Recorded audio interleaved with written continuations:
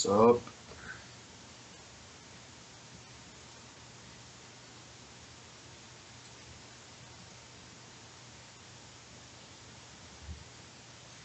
Sup?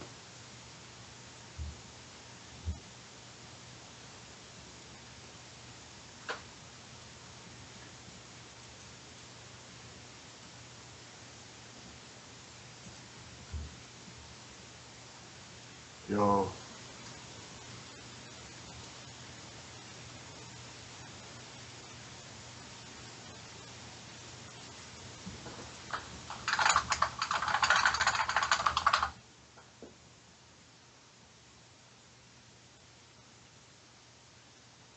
Yo, is my mic working? Alright, because I'm on a webcam and sometimes it's sketchy.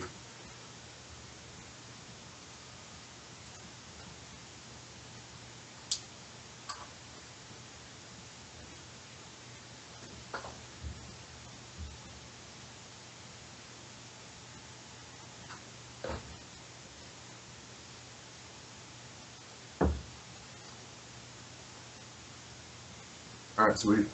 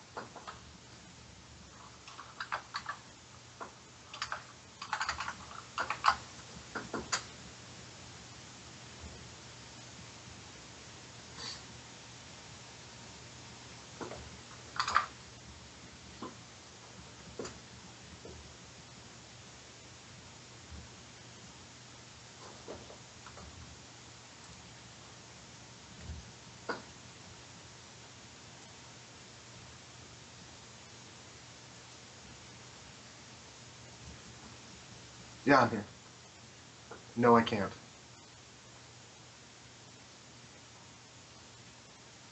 I cannot hear you. Can you hear me now, Rye? Yes, I can. Okay, there we go. I had my mic turned off. Alright. So, basically, Rye just missed my little spiel in the introduction, but we'll just get straight into it. Rye, have you got anything about this matchup in particular? Anything we should watch out for? Because you've been a team captain and all. Are there any players that are playing today that look like some really good matches, or? My big highlight for this week, I haven't watched any of the games except my own, but my highlight is Weedface getting a win. When I put him in the roster, he was bronze and didn't have a very positive record. By the time he actually played his match, he'd gotten to silver and pulled off the win, so I'm curious to see what he was working on. Ah, sweet as. Sounds very interesting. All right, so let's not waste any time and let's just get straight into it. So, loading up match number 1 as we speak. And this will be. We'll get to see Weedface right away. Yeah, he's starting off the series. First match of the day. And we are playing on Frost as well, so a nice big map from the play on. A lot of people are saying this is the best map in the pool right now, so I naturally have it vetoed. I just don't. I have it vetoed as well, but that's because I'm a mech player, and it's anyone who saw my game from I think it was week 105 will see me struggle a lot on this map. I'm actually really enjoying mech play. As It's a, something if I ever went back to Terran, I'd give it a shot. is it something you enjoy as a spectator or as a player? Spectator. Yeah, it's something different, isn't it? Yeah, it's nice to see Terran just like violently roll someone over. Yeah.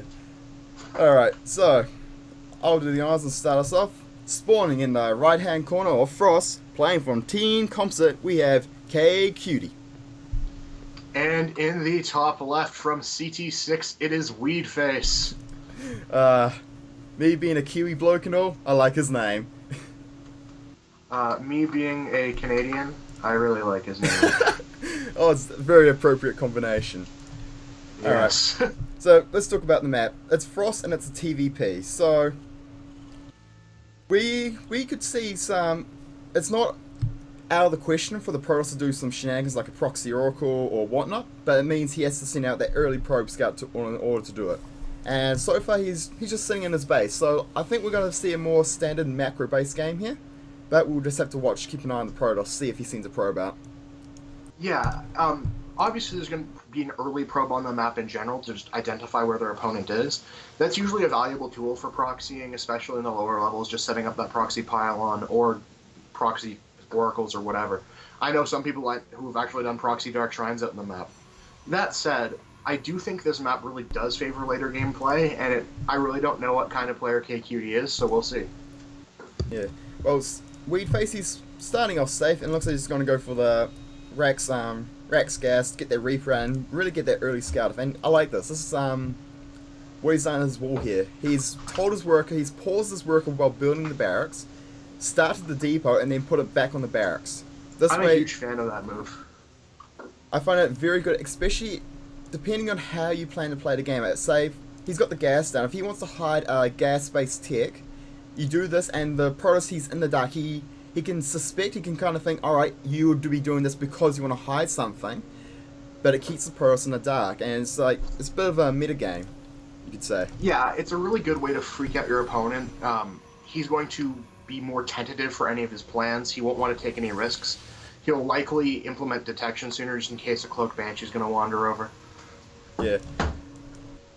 It's a very nice trick, because keeping that the probe out of your base is a very handy. It also means the probe can't get in your base and harass your workers building your buildings. It's much harder for them because you've got less surface area on that barracks as well. So exactly. The only thing I've ever seen, once or twice, I've seen a supply depot get taken down by the probe, but that shouldn't happen. yeah, that will never happen if the Terran players actually watch, and then all you need to do is just pull one more SCV from the mineral line and away you go. Just finish it off. So yeah, we have this. We are getting a fairly standard expansion off the barracks and Raper here. Yeah, this looks like Weedface is going to try to play some straight up games. Yeah, this is as standard as it gets today. Reaper expand, the most common kind of thing out there, and with the Reaper going around, I like the pathing that you got to go all the way around the top here. That is very nice because that's a prime proxy locations. He's going to scout far sooner than his opponent. Yeah, his opponent's got a probe heading towards his base now, but the Reaper's already in his, and it sees everything of note. Most importantly, when scouting at this 5-minute mark, it's all about counting pylons. He sees 3 pylons, and so therefore he knows there won't be any out on the map, so he's pretty safe. It would have been nice to get information on that second gas, but really it's better to keep your Reaper alive. Exactly. Be able to poke in a couple of minutes' time and confirm the tech. Say if you scan and you still get anything, or even in place of the scan, it is just nice to have that second scout with the Reaper. And with it being so fast and being able to jump up the cliffs, it's very hard to stop.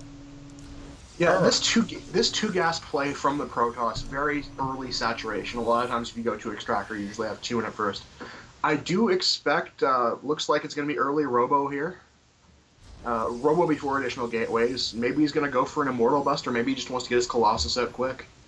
He did scout the expansion, and he's sticking on one base, so I'm just trying to figure out his mindset at the moment. He knows his opponent's expanded, so he could be at this point planning to exploit that with a strong robotics-based push, because I know there's a lot of Immortal timings that really give some Terrans some trouble sometimes. Even if there's bunkers up, Immortals just shred through that stuff. Looks like Weedface is going to play it safe. He's got his bunker ready. He's teching up pretty quickly. He's getting stim. And he looks like he's going to go for fairly bio-focused play. He is indeed, and we have the 3rd gateway going down with row. So we have 3 gates in a rover facility. That's the production you need for timing. And it actually gets scanned. That is a huge thing for Weedface. He now knows exactly what's really on the field and what's in the cards for his opponent. So This actually reminds me back in Wings of Liberty where it seemed like a good idea to have all those gateways up before expanding. That said, now with his opponent at second base up, he's going to need to do some serious damage off this initial setup. Yeah, I agree. He would have been a lot better off if he saw his opponents expand and went follow up with his own expand. Just going straight for meet his greedy play with greedy play of his own. But since he decided to commit to this attack, he really needs to keep Chrono boosting these Immortals out. And these Immortals look like they're going to be pretty good. Weedface looks like he's going heavily into Marauder play. If he was pumping Marines, I'd be a lot more scared for this Immortal action. However, if Weedface is on point, his medevacs will hit the field before this timing comes. And that's a game changer. It really is. And he's got Stim done. He's got Concussive Shells done. He has a lot of damage potential here. Yeah, it's... And he's about to be reactoring at medevacs. Basically, at this point, looking at everything that's out, I think Weedface is in a very, very good position, and if he holds his attack, it's basically he's going to be too far ahead at that point. Yeah, and here comes the Colossus down. The robotics phase going down. So maybe this was the plan all along with that early gas, or maybe it's a follow-up of this push that is coming across the map right now. There is a proxy pylon being built, and we're going to see what this push does right away. I think he needs to warp in a few more sentries. With that bunker up in place, getting the sentries and force sealing that bunker off, making it so you can't repair it, that is huge. If with mass repair and a bunker stays up, that can just really stop the Protoss from being able to push forward. But if you take that bunker out, it's basically they've got nothing to fall back on. And concussive cells and oh no, falling back, playing safe. We have the Guardian shield up, but it's a bit premature, a bit early. Yeah, and kind of. Weedface is going for it. He's stimming in, and he's just going to take this army head on. And he's just with the medevacs in the bar. He's going for it, and he's going to clean up this army, I think. Yeah, that was a lot of damage he just did, and with the medevacs out, he doesn't get the repair on the bunker, but it doesn't matter. He is plowing over this force. Yeah, he had too much, and these Marauders, with that high stalker count, those Marauders just shredded that army. It was just too much damage. The Immortals died last, but by the time all the Stalkers are gone, it didn't matter. Yeah, and at the moment, it's looking very, very good for Weedface. His taking a free army against a one-base Protoss is a very good place to be. Yeah, they both have the same amount of workers, and the Protoss player is taking a base, but the fact that the Terran player has had his base up for so long, and his army supply is double his opponent, if he starts dropping now, he can really put his Protoss opponent into a world of hurt. They are actually almost tied in workers. Go figure. Of course, Terran's got mules, but he has kept up in the probes despite only having one base. And that's good. It means when his second base finishes up, he can saturate it very quickly and try and catch up. But Terran players got his double upgrades going along. We have +1 and +1 attack and armor coming in, and Protoss has no upgrades, no forge down as well. So the longer this game goes on, the better of a position the Terran player is going to get into. Exactly, and while that robotics day is done, there isn't Colossus in production, it's just more Marauders, and as you mentioned, these engagements are getting better for Terran as those upgrades complete. So he's just going to be able to keep rolling across the map and winning this game. Here comes going to pick up, but no. Oh, he gets one medevac, that's good, and he's going to get the second. Loses a couple medevacs, not the best of trades, but he's going to catch a Stalker and an Immortal here, and I think he's just going to win this engagement without the medevac even being involved. There we go, walking out forward and getting those Marauders right up into the Stalker's face, and it's going to pulverize them. Just only at this medevac here. Yeah, needs to bring it back into the fight for the healing, but there's just too much bio here. He's just going to get into the Protoss' face and just steamroll him right now. That lonely Immortal on the ramp can only watch as his base gets overrun. If he warps in some sentries, that could really postpone the push up the ramp, but with medevacs out, he can just lift up and drop. It's just, this is game. Exactly. There we go, and GG. There's the GG, and Weedface takes game number 1. So that's a good start. Weedface, he was the underdog in that match, wasn't he? He was the bronze player. No, he had just been promoted to silver. Okay. Yep, that's right. I feel pretty bad, actually. When we were making the matchups, I was asked, you want to put a real bronze in? And I did. And then he got promoted the next day. Oh, bugger. Yeah, I know that kind of... You want to both play... If you're going to play a bronze, you want the bronze player to play someone of their own level. And the skill gap, even in the bronze-silver, is quite significant. Yeah, and I'm really glad to see that play out of Weed Face. The last time I played with him, he was doing like 4 barracks off 1 base type things, and it was fun to watch. Alrighty, so starting off the series with Team CTL Team 6 taking the first win, and that puts them up to 1-0. Now let's load up the second game, and we have another big macro map. That's right, there was a... Oh, wait. Sorry, my client just glitched and kicked me out of the party. Yeah, I noticed that. So... Hold up. It's not available while joining... Hold up, I just need to refresh, obviously. Are you in a game at the moment, right? Because it's not letting me watch with others. All right, I was in a party and I tried to make a party with you. I just left it. Maybe give it a shot now. Yeah, I'll invite you to the party. So, just technical difficulties, and there we go, watching with others. Loading the game up now. Sweet as.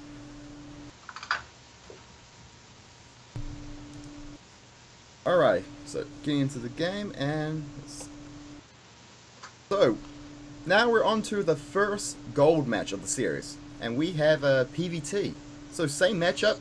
Another big, massive 4-player map, but just a little bit of better players. So we'll see if this one pans out any differently. Alterzim Stronghold is a hard map to be good at the lower leagues, so I love watching games at it.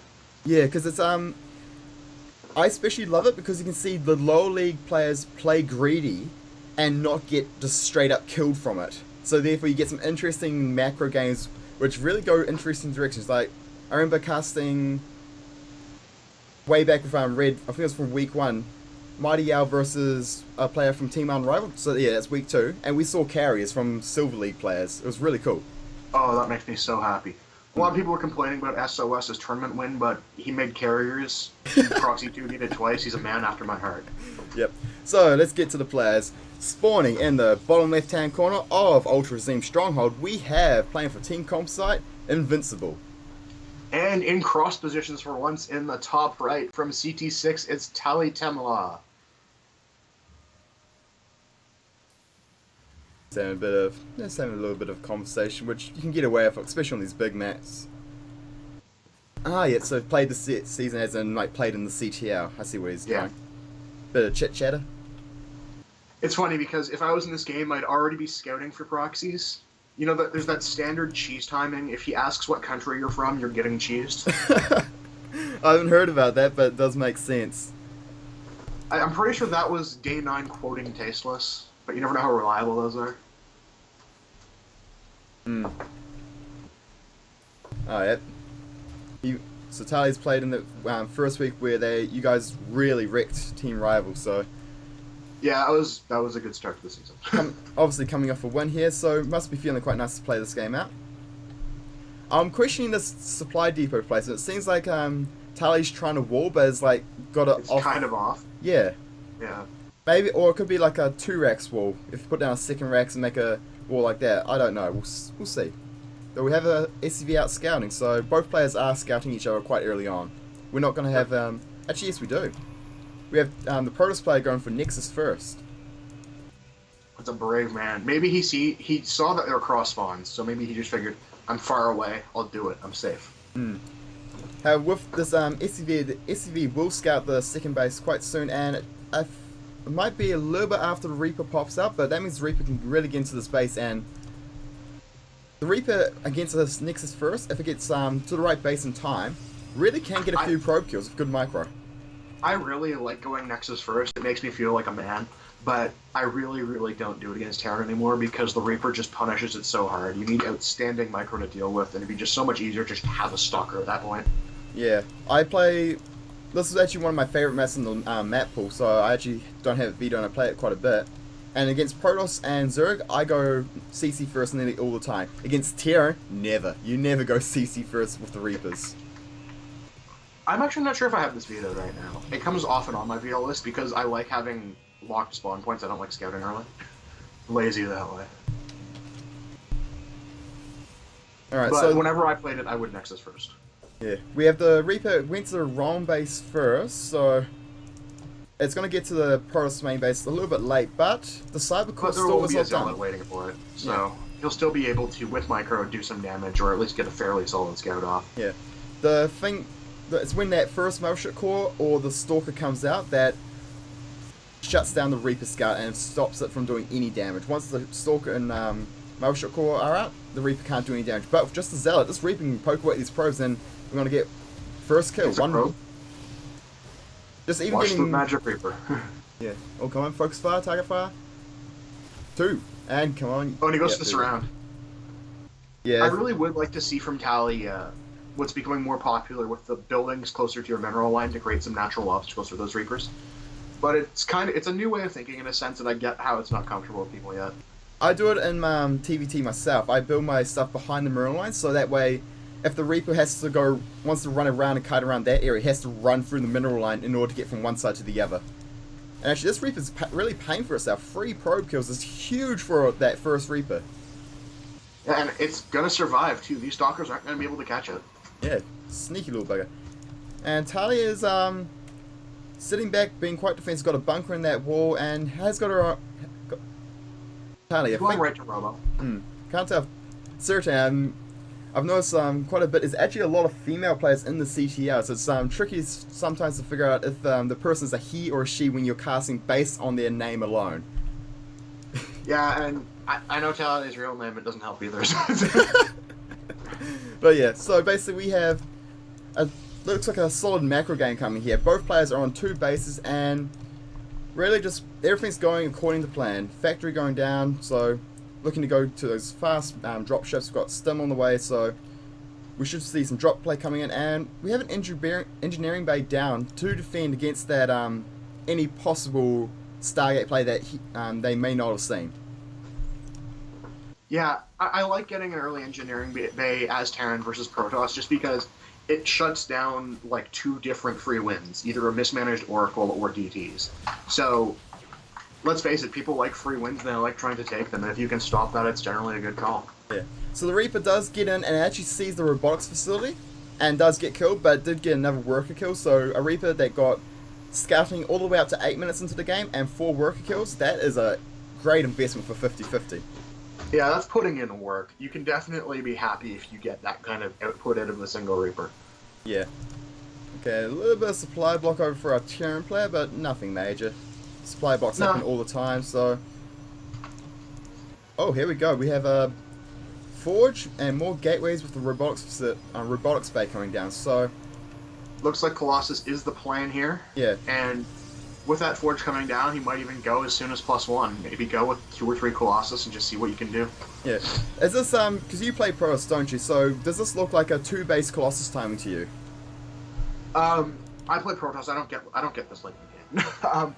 Like I said, just based on that timing with the Forge and the Warp Prism, I assume he's either going to go with 1 Colossus or 3. It's not necessarily an all-in. He doesn't have the gateway count to make this a full commitment. And honestly, I wouldn't be surprised if he expanded behind this. That said, he could just say, screw it, drop another 2 gateways and go. That is true. So we got the units sitting back at base while the Warp Prism moves out. So it looks like to just put on some light harass, maybe some warpins in the mineral lines. But we only have 4 gateways at the moment. Yeah, 4.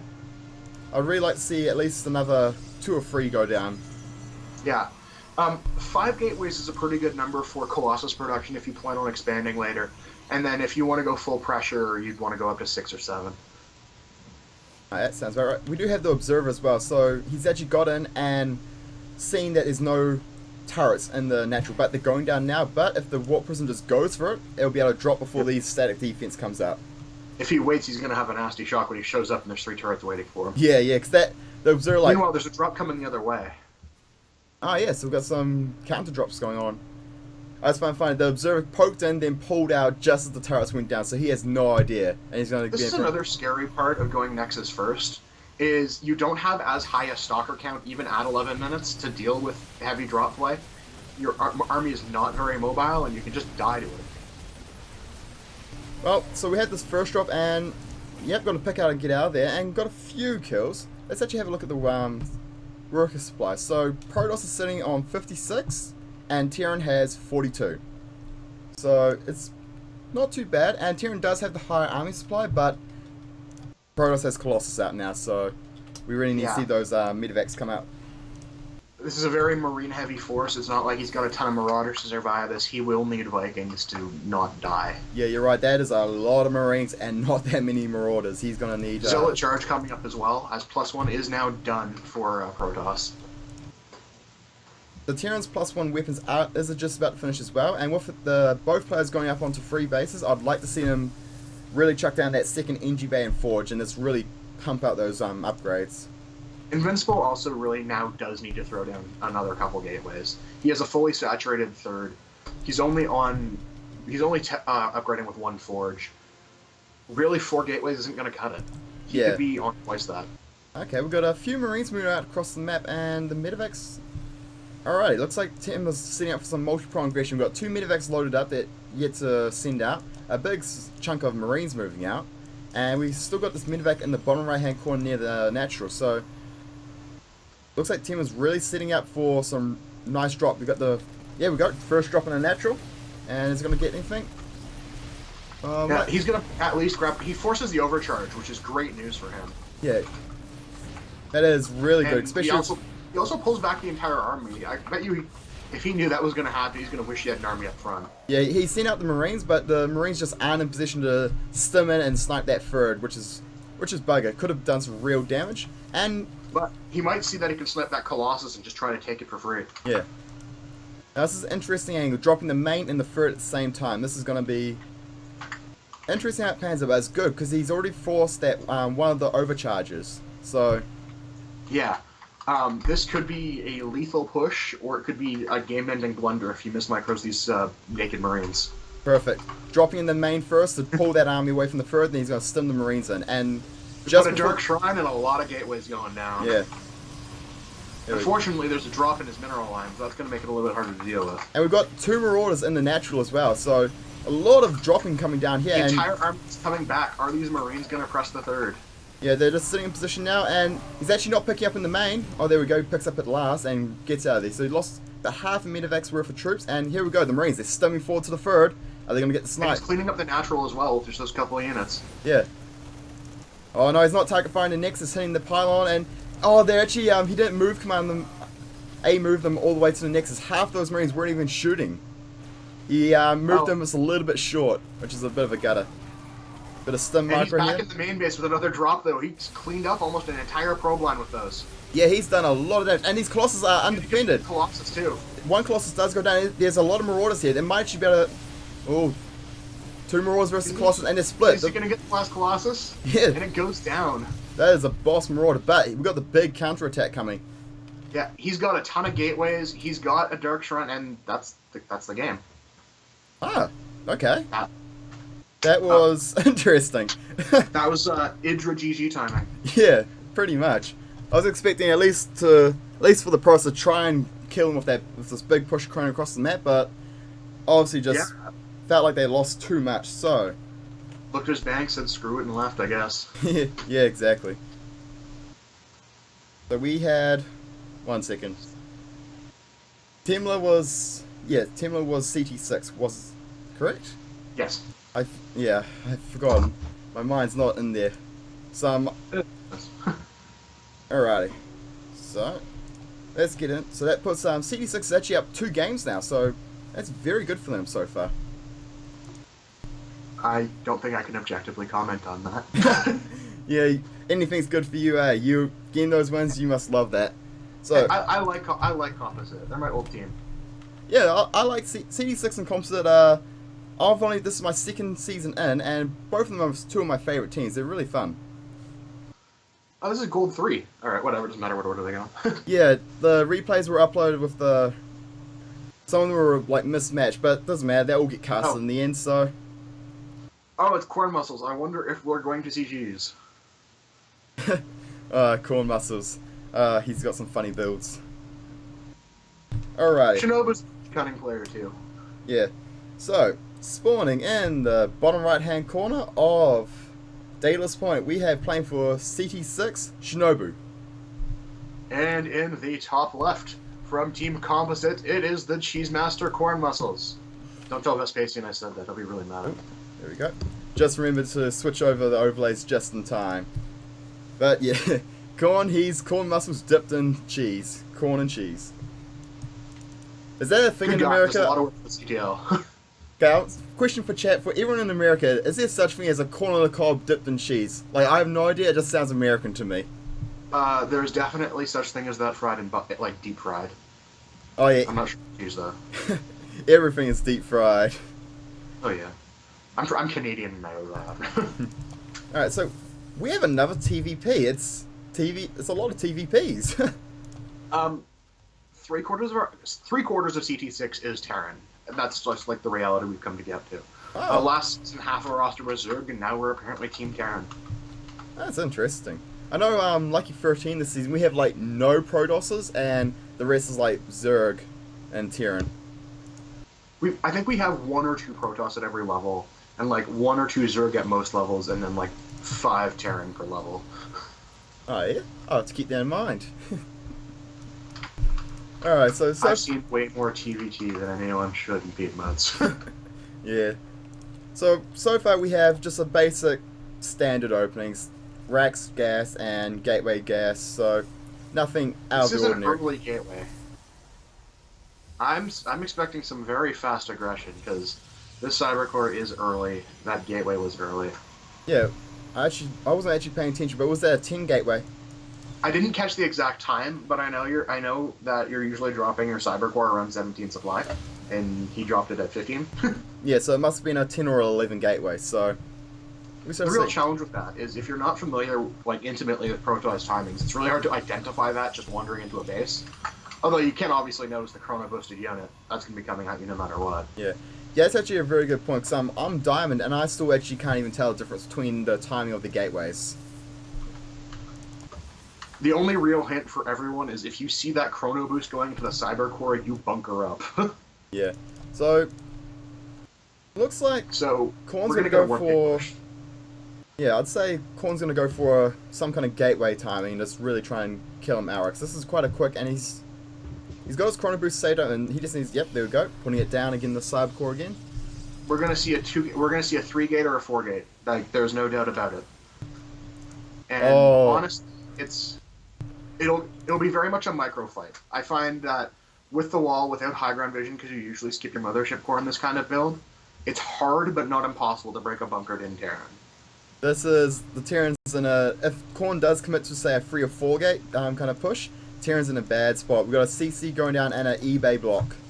If Korn doesn't even plan to expand in the first place, these are minerals spent on stuff he doesn't need. Spent on buildings that he should be spending on production. Yeah, that engineering bay is going to be really, really unfortunate for Shinobu.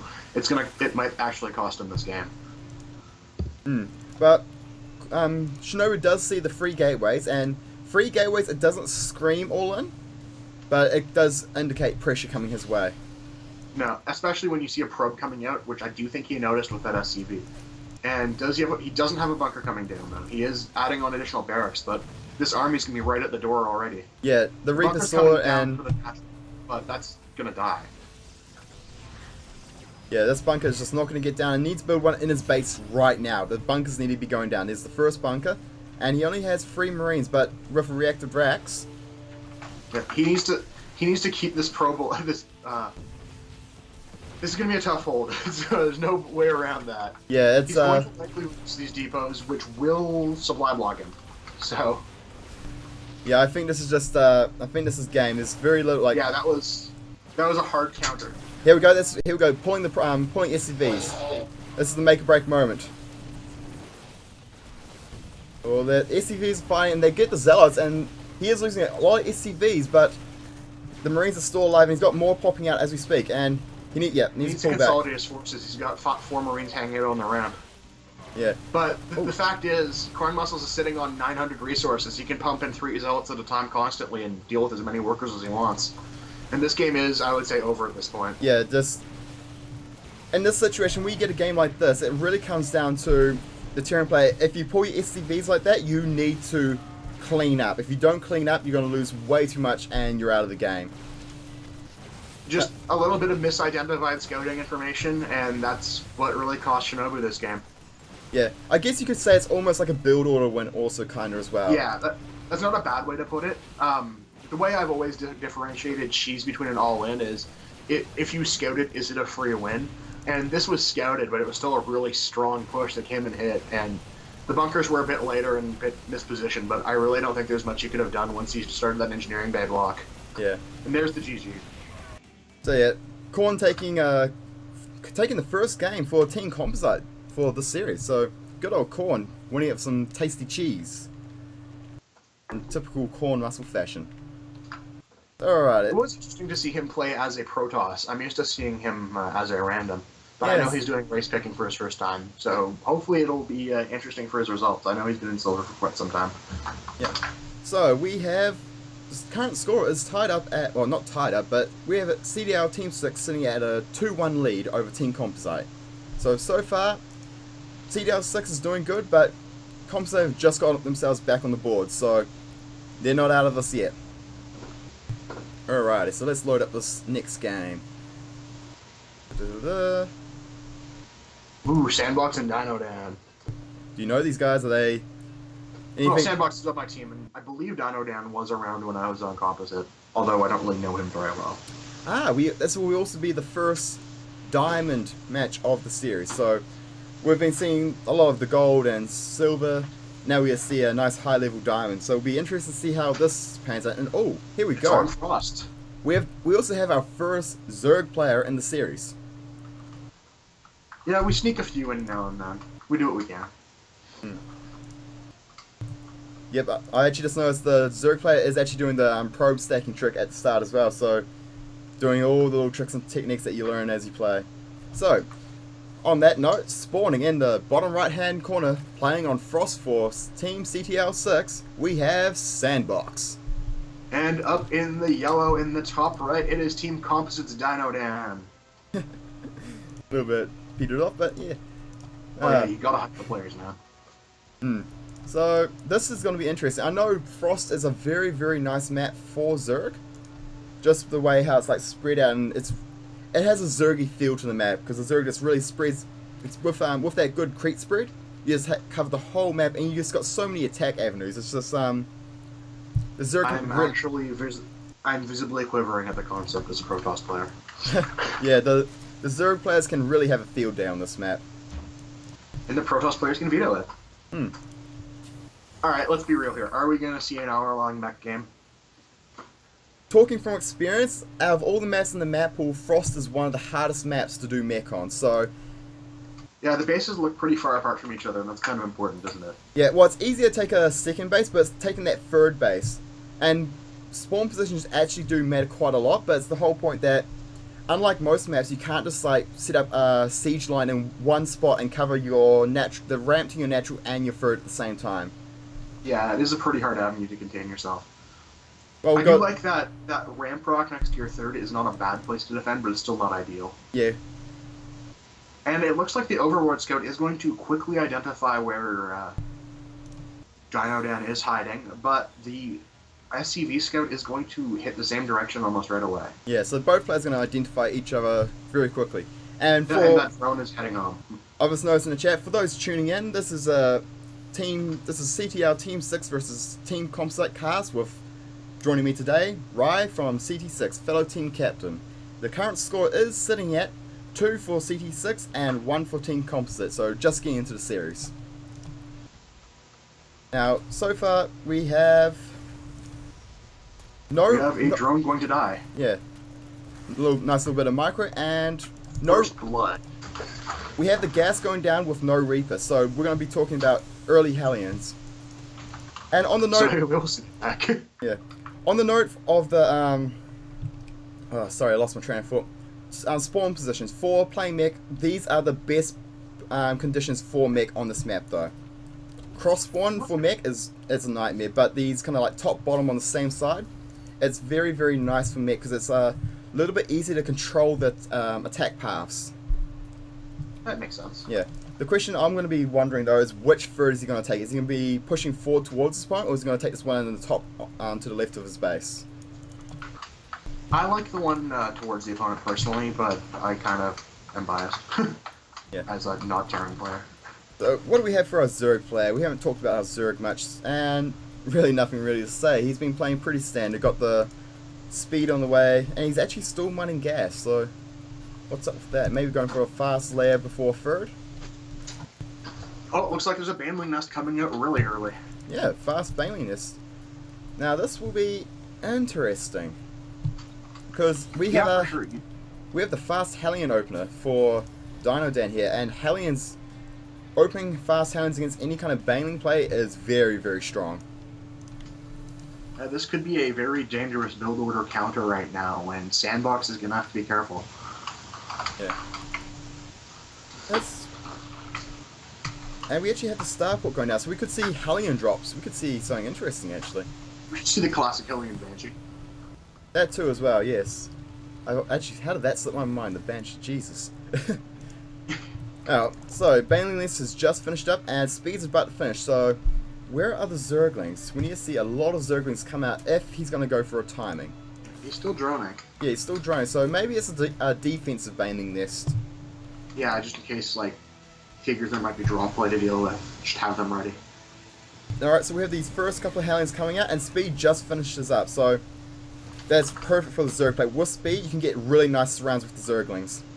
Assuming you have Zerglings. Yeah, that is true. But instead, sort of a limiting factor. We do have the wall going down, and I actually like this. A lot of Zerg players, they're putting down the Spore Crawler in their wall when they do this, because that Hellion Banshee style is just so prevalent these days. And considering Cloak is already being researched before the Banshee even starts production. Yeah, it's a standard thing, and therefore Zergs are really, really blindly countering the whole Hellion Banshee kind of style quite well. I've actually just noticed in the chat that they're talking that the sound could be boosted, so I can't do it from here. I could also probably stay closer to my mic. Oh no, it's just the game sound. Okay. So basically we have Queen versus Hellions, and the Hellions can actually pick up Queens here with if the Zerg doesn't micro the Queen back. Okay, hold up. It seems basically as soon as I know that as Terran players finish doing aggression, I can alt tab and play off the sound settings. But until then, I don't want to miss any of the action. But yeah. Also, no third for the Terran here. There we go, just as I said, the third goes down. So, this is a very... Oh, Zerg just runs and kills a Hellion. That's quite cool. And the Banshee gives a high five to the Overlord. It's coming down right now with Cloak, but yeah. Oh, there is a Spore Crawler. There is a Spore Crawler ready, although it's not quite in the mineral line. You could actually do a lot of damage to the main with this Banshee. Yeah, you can actually. There's only that Spore Crawler in the wall, and that's it. He didn't put any more down. But he hasn't moved in with it yet, and the Reaper Hellion just poking right at the front, and we don't have enough Queens really to push it back. Alright, let's see this Banshee. He's got 3 kills so far. Yeah, let's keep an eye. I've got the Banshee selected so we can see its kill count, and keep an eye on if it's going to die or not. There we go. Reposition Spore Crawler, and just kind of detect, because the Queen's at the point, sitting in the back of the mineral line, it could poke away at these drones without being in range of the detection. And he got 7 kills with that Banshee. That is a very good mission for someone who you knew had a Spore Crawler somewhere already. Now this Hellion Reaper Force has actually nearly killed this third. There was a transfuse that did go down to keep the hatchery alive, but he needs to get a couple of Queens down here to really push this back. Yeah, you can't leave that army there. It's just too dangerous, and you'll never spread any creep either. And they're roasting drones from the high ground without really caring whatsoever. We do have a couple of Zerglings moving across the map to counter, but yeah, and they were going to have +1/+1 very soon. And also, upgraded things are a little bit unpredictable at times. We have 3 factories going down, so it's definitely a mech game. Now, hey, figures. I'm going to use this chance to turn up the StarCraft game sounds. There we go. StarCraft sounds should be just a little bit louder now. And here comes a Baneling bust. Yeah, but these Hellions, they're moving back and immediately spotted though. Yeah. Now, one thing I want to talk about what's happened so far. We had this Hellion Banshee style, and the Zerg player just stuck on Zerglings. The reason, when you see this, there's 2 options. You can either A, beat it with Zerglings with good micro and good surrounds, or B, you build roaches. But Zerg players don't like to build roaches because that's using gas they could save for otherwise. Because Zerg players actually just got their 1-1 finishing up now, their lair and spire, all at 11 minutes. If you build roaches, it pushes everything back. Yeah, I mean, you can't invest into what looks like it's going to be 7 to 8 Needlisks if they're building roaches constantly. The trade-off here, though, is his creep speed is non-existent at 12 minutes. It's just getting started because he couldn't. That was a competition that shut it down, and he really didn't get an opportunity to expand it forward because he was under such constant pressure. Yeah. So, well, we got I want to have a look at Tyrant's base, but he's been so active with the Hellions and Banshees. It's really been a pain in the ass with the Zerg, and a lot of these Banshees are getting a lot of kills. And they pick up a queen. That's a huge pickup. And is he going to get one more queen? Oh no, they're falling back because of the detections here. But no. And that queen was just so low, and the Hellions were caught in the rock in the hard place, or more like Zerglings in the cliff. If you want to do something funny, show everyone the units lost tab. Units lost. Yeah, this is There's a bit of a disparity there. Although these Mutalisks are going to clean up this army. Yeah. When that engagement started, Terran had only lost 5 units all game. Yeah, that's why a lot of Terrans are also opening that Hellion Banshee style. It's very, very cost efficient with good micro. You can kite for days, and Hellions are just so effective. If the Zerg, if I first do that opening and the Zerg player sticks on Zerglings, I'm having a field day. I love it. It's just what I want the Zerg player to do, because I can just constantly be in their face. As soon as roaches come out, I can't really take engagements, but with Zerglings, you can just fight for days with good micro. These Mutalisks are chewing up some workers, although they're going to encounter a Thor and want to get the hell out of there as soon as they can. Yeah, one Muta does go down to these Marines and turrets, but they got a little bit of damage done, so it's not too bad. Now, I think I just heard a medevac pickup. What? Oh, now this is actually interesting. This is why I want to talk about the base. We have one armory down, and nothing else. Just a couple of Zerglings trying to harass the third, but that's on lockdown. But we have a lot of factories here. With 1, 2, 3, 4, 5, 6, 7, 8 factories on 2 starports. As someone who doesn't play Terran, can you afford that on 3 base? Yes, you can, but the key thing here is he's committing to ground mech. We're not going to see a sky switch anytime soon. He's going to go for that. Yeah, there's not Vikings there. We've got that huge ground force, and we've got a Banelings take out the bunkers, and the Zerglings killing Highlands, and going to get some worker kills here. This is good. This is what you want to do as Zerg play. You want to get really harass the economy. Yeah, if you let them stay safe on 3 bases, you are doomed. Yeah. All right. So we have Muta Zerglings really just harassing the mech player, and the mech player has 4, so these mutas cannot fight head on. Oh, ouch, ouch, ouch! These mutas are just going to fly into a 4 payload, but they pull back quickly, so didn't lose anything. Meanwhile, Lings get into the natural, just into that open wall, basically. Yeah. And if they're gonna get a couple worker kills. Yep, focusing on the workers. If the Lynx surround the force, the Lynx can actually kill force really quickly. But focusing on the economy is the right decision here. Part of attacking the workers. And here's another Sweller Zerglings slip in while the wall's down. Oh, but he doesn't commit. If he actually just dived in, he could have I guess that was actually a good idea to pull out, because all there was a couple more SCVs and 4. He did damage. Yeah. He forced some defensive use. He has to rebuild some workers. Now, look at the compositions. We have Widowmine 4 versus Zergling Mutalisks. This is kind of a bit of a counter there. Yeah, the mech composition at the moment is just going to smash this Zergling composition. This Zerg player cannot take an engagement at any point in time. However, Zerg is on 4 bases, and the Zerg player should actually take like another 2 or 3 bases, to be honest. Yeah, exploit the fact your opponent is totally immobile. Yeah. And just make money. Look at this. It's 3,000 minutes. If I was the Zerg player, I'd literally put 1, 2, 3, 4. I'd take that whole left side of the map. I'd put a hatchery down everywhere. Like I wouldn't expect to hold it. I'll just put it down just because I can. It's production and it's units and it's drones. Yeah. However, as I said before, here comes a bust of this bunker. Yeah. And there's a big transfer of SCVs, and excellent Baneling hits. They did so much damage, and these zones are going to clean up the rest of that mineral line. Oh, that's a... He's going to get it with only a couple wings, but he shut down an entire worker line, which is, for the cheapest unit in the game, not too bad. Yeah. Mind you, our Terran player has been quite good on his macro. He's constantly building SCVs 3 at a time, so we still have 70 to 52. And the army supply is in favor of Terran, so he's taken a lot of damage, but he's still got that very beefy composition. Yep. And it is coming in. Alright, so we have How About 4 with +1 attack, and so How About 4 Banshee. Come on. Okay, these mutas, they need to get beautiful splits. He needs to You magic just get the box hell them. past those. You used to stay away from these Thors. This is good. He magic boxed these mutas over the 4s, and they're not clumped up. They are very cost efficient like this. The first Oh, he's 4 gonna goes clean up down. those Thors, I think. Yeah, the mutas are going to take these 4s. And all the 4s are gone, and there's only a Viking and a Raven. What a Yeah. decisive victory. He's gonna clean up every unit here. This makes, when playing muta style against mech, what we just saw is the most important thing. I cannot stress this much. The magic box is what makes or breaks muta versus 4. It is hugely significant, and with good magic boxing like we saw, a big muta flock can actually wreck 4s.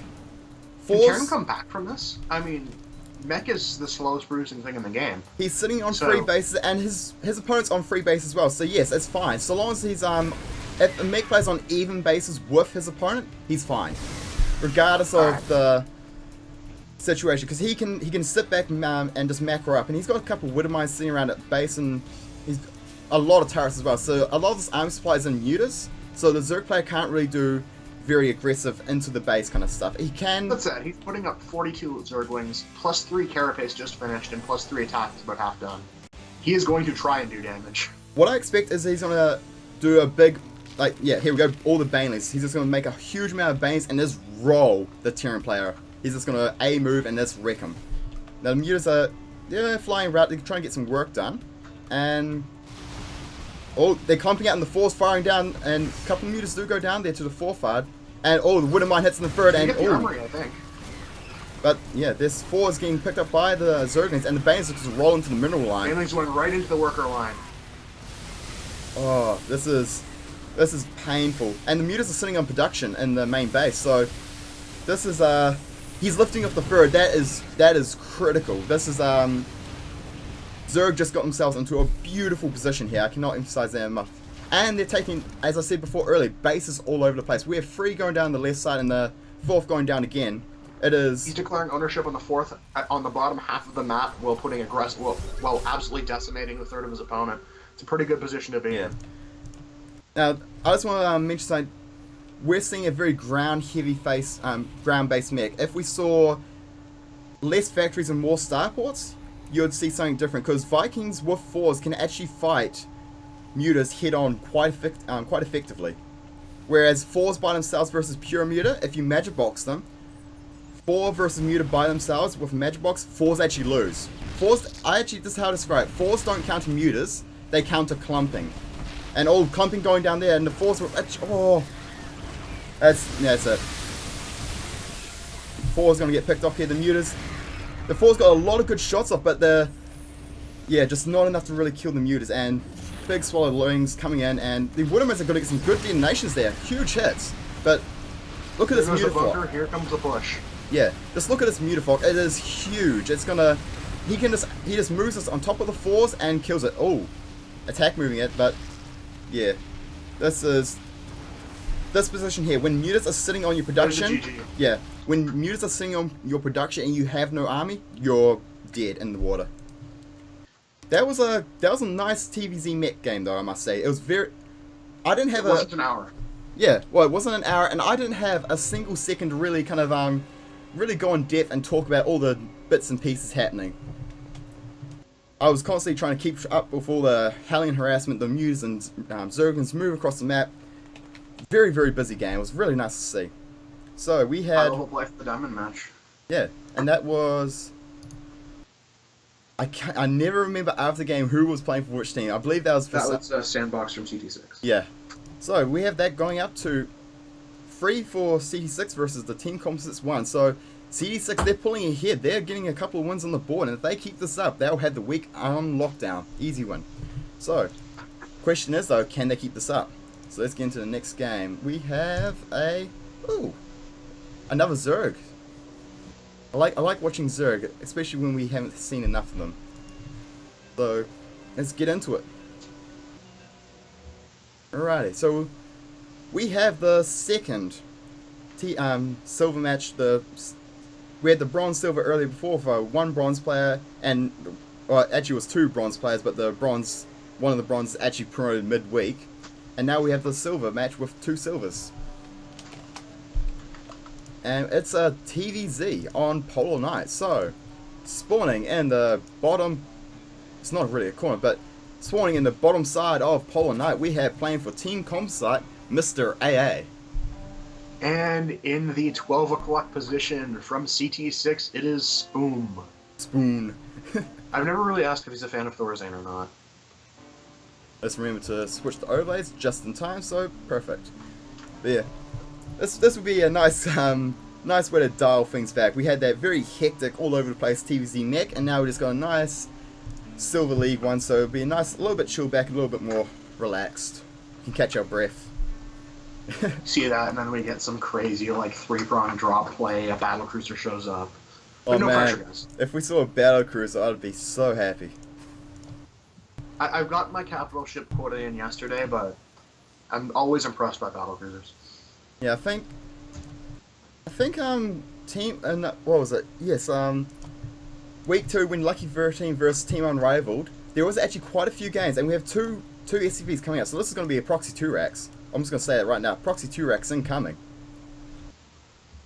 Oh, it's gonna be fun. But as I was saying, week 2 when Lucky 13 versus Team Unrivaled, there was actually quite a few games where capital ships were built. I think we saw battle cruisers, carriers, and broodlords as well. But every player who built them lost. The player who built the capital ship lost the game. It was quite sad to see.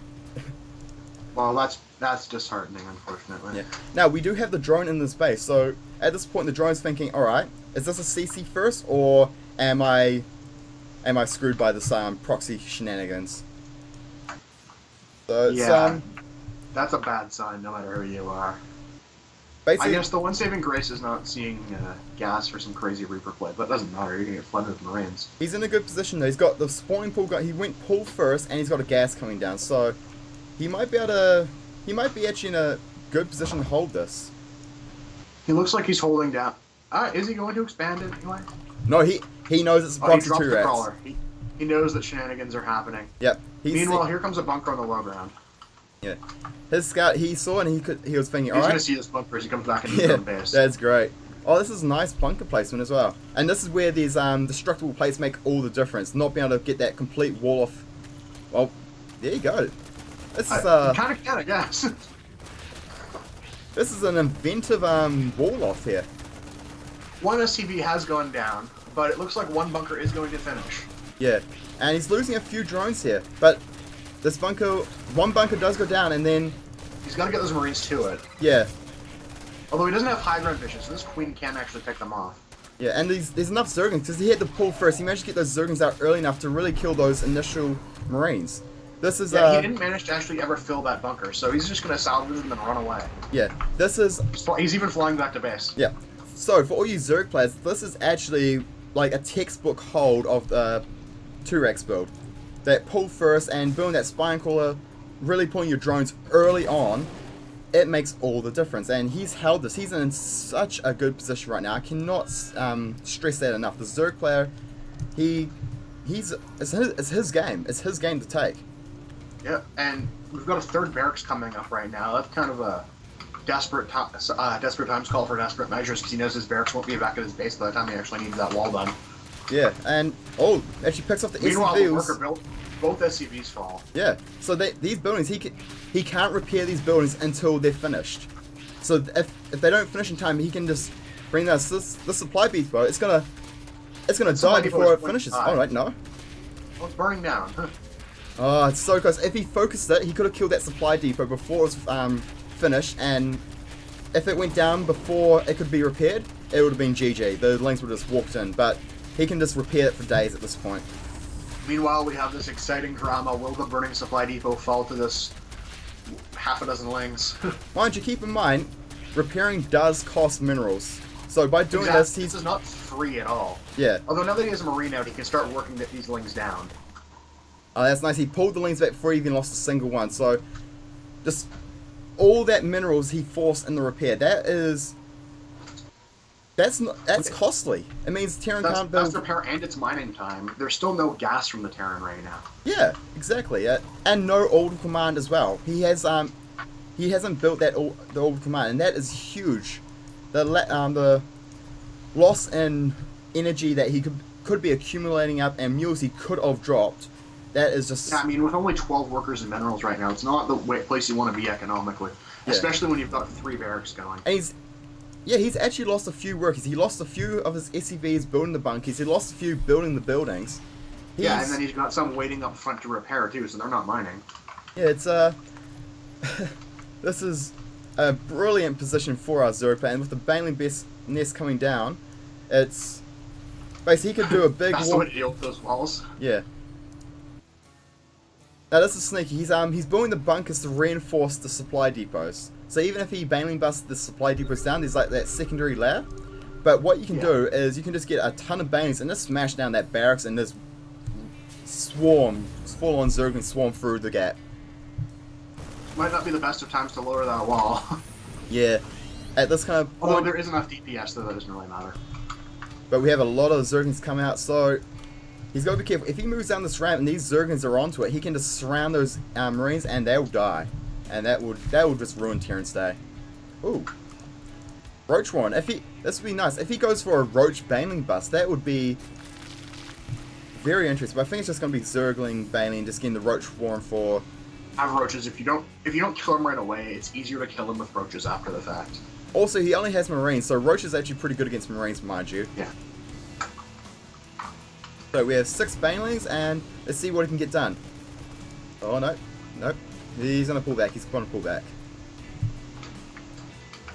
But yeah, you do see, like, Baneling times quite common, but the one way back from, like, Season 1 last year, like, we're talking a year ago, the Roach Baneling all-in, that is such a powerful all-in. You don't see it these days, but it hasn't got any weaker. It's actually still just as good as it ever was. It's just that, other builds tend to counter it a little bit harder now. Like, Terran knows how to blind counter it really well. But Mr. A, if he follows up with like a big swarm of where's the Zerglings? Over here. If he turns all these Zerglings into Banelings and just follows up with a big wave of Roaches, he can just A move, break this wall down, and the Roaches, they're gonna just walk up the rank and go, Marines only? Ha ha ha, bye bye, and just eat them for dinner. I kind of feel like there's a little bit of killer instinct lacking. I'd like to keep that contain more hard, make sure that there's no way to land until the issue is absolutely forced. Yeah. As a Zerg player, like I think he's just like looking around, but you always want to have your Zerglings controlling the natural. You want to control the natural for as long as possible. Because with Terran, I feel with Terran, it's very hard to take a base, but once you have taken it, it's like very... Actually, it's easy to secure a base, but it's hard to initially take it. Yeah. Huh. And the Zerglings here coming in, and yeah, just getting these Marines, and yep, getting this around. Perfect. That's exactly what we need to do. Good micro there for the Zerglings. Yeah. Oh, the Zerglings charging up the ramp, and actually the Bane's going for it. Actually do something. And he goes through the salvaged bunker.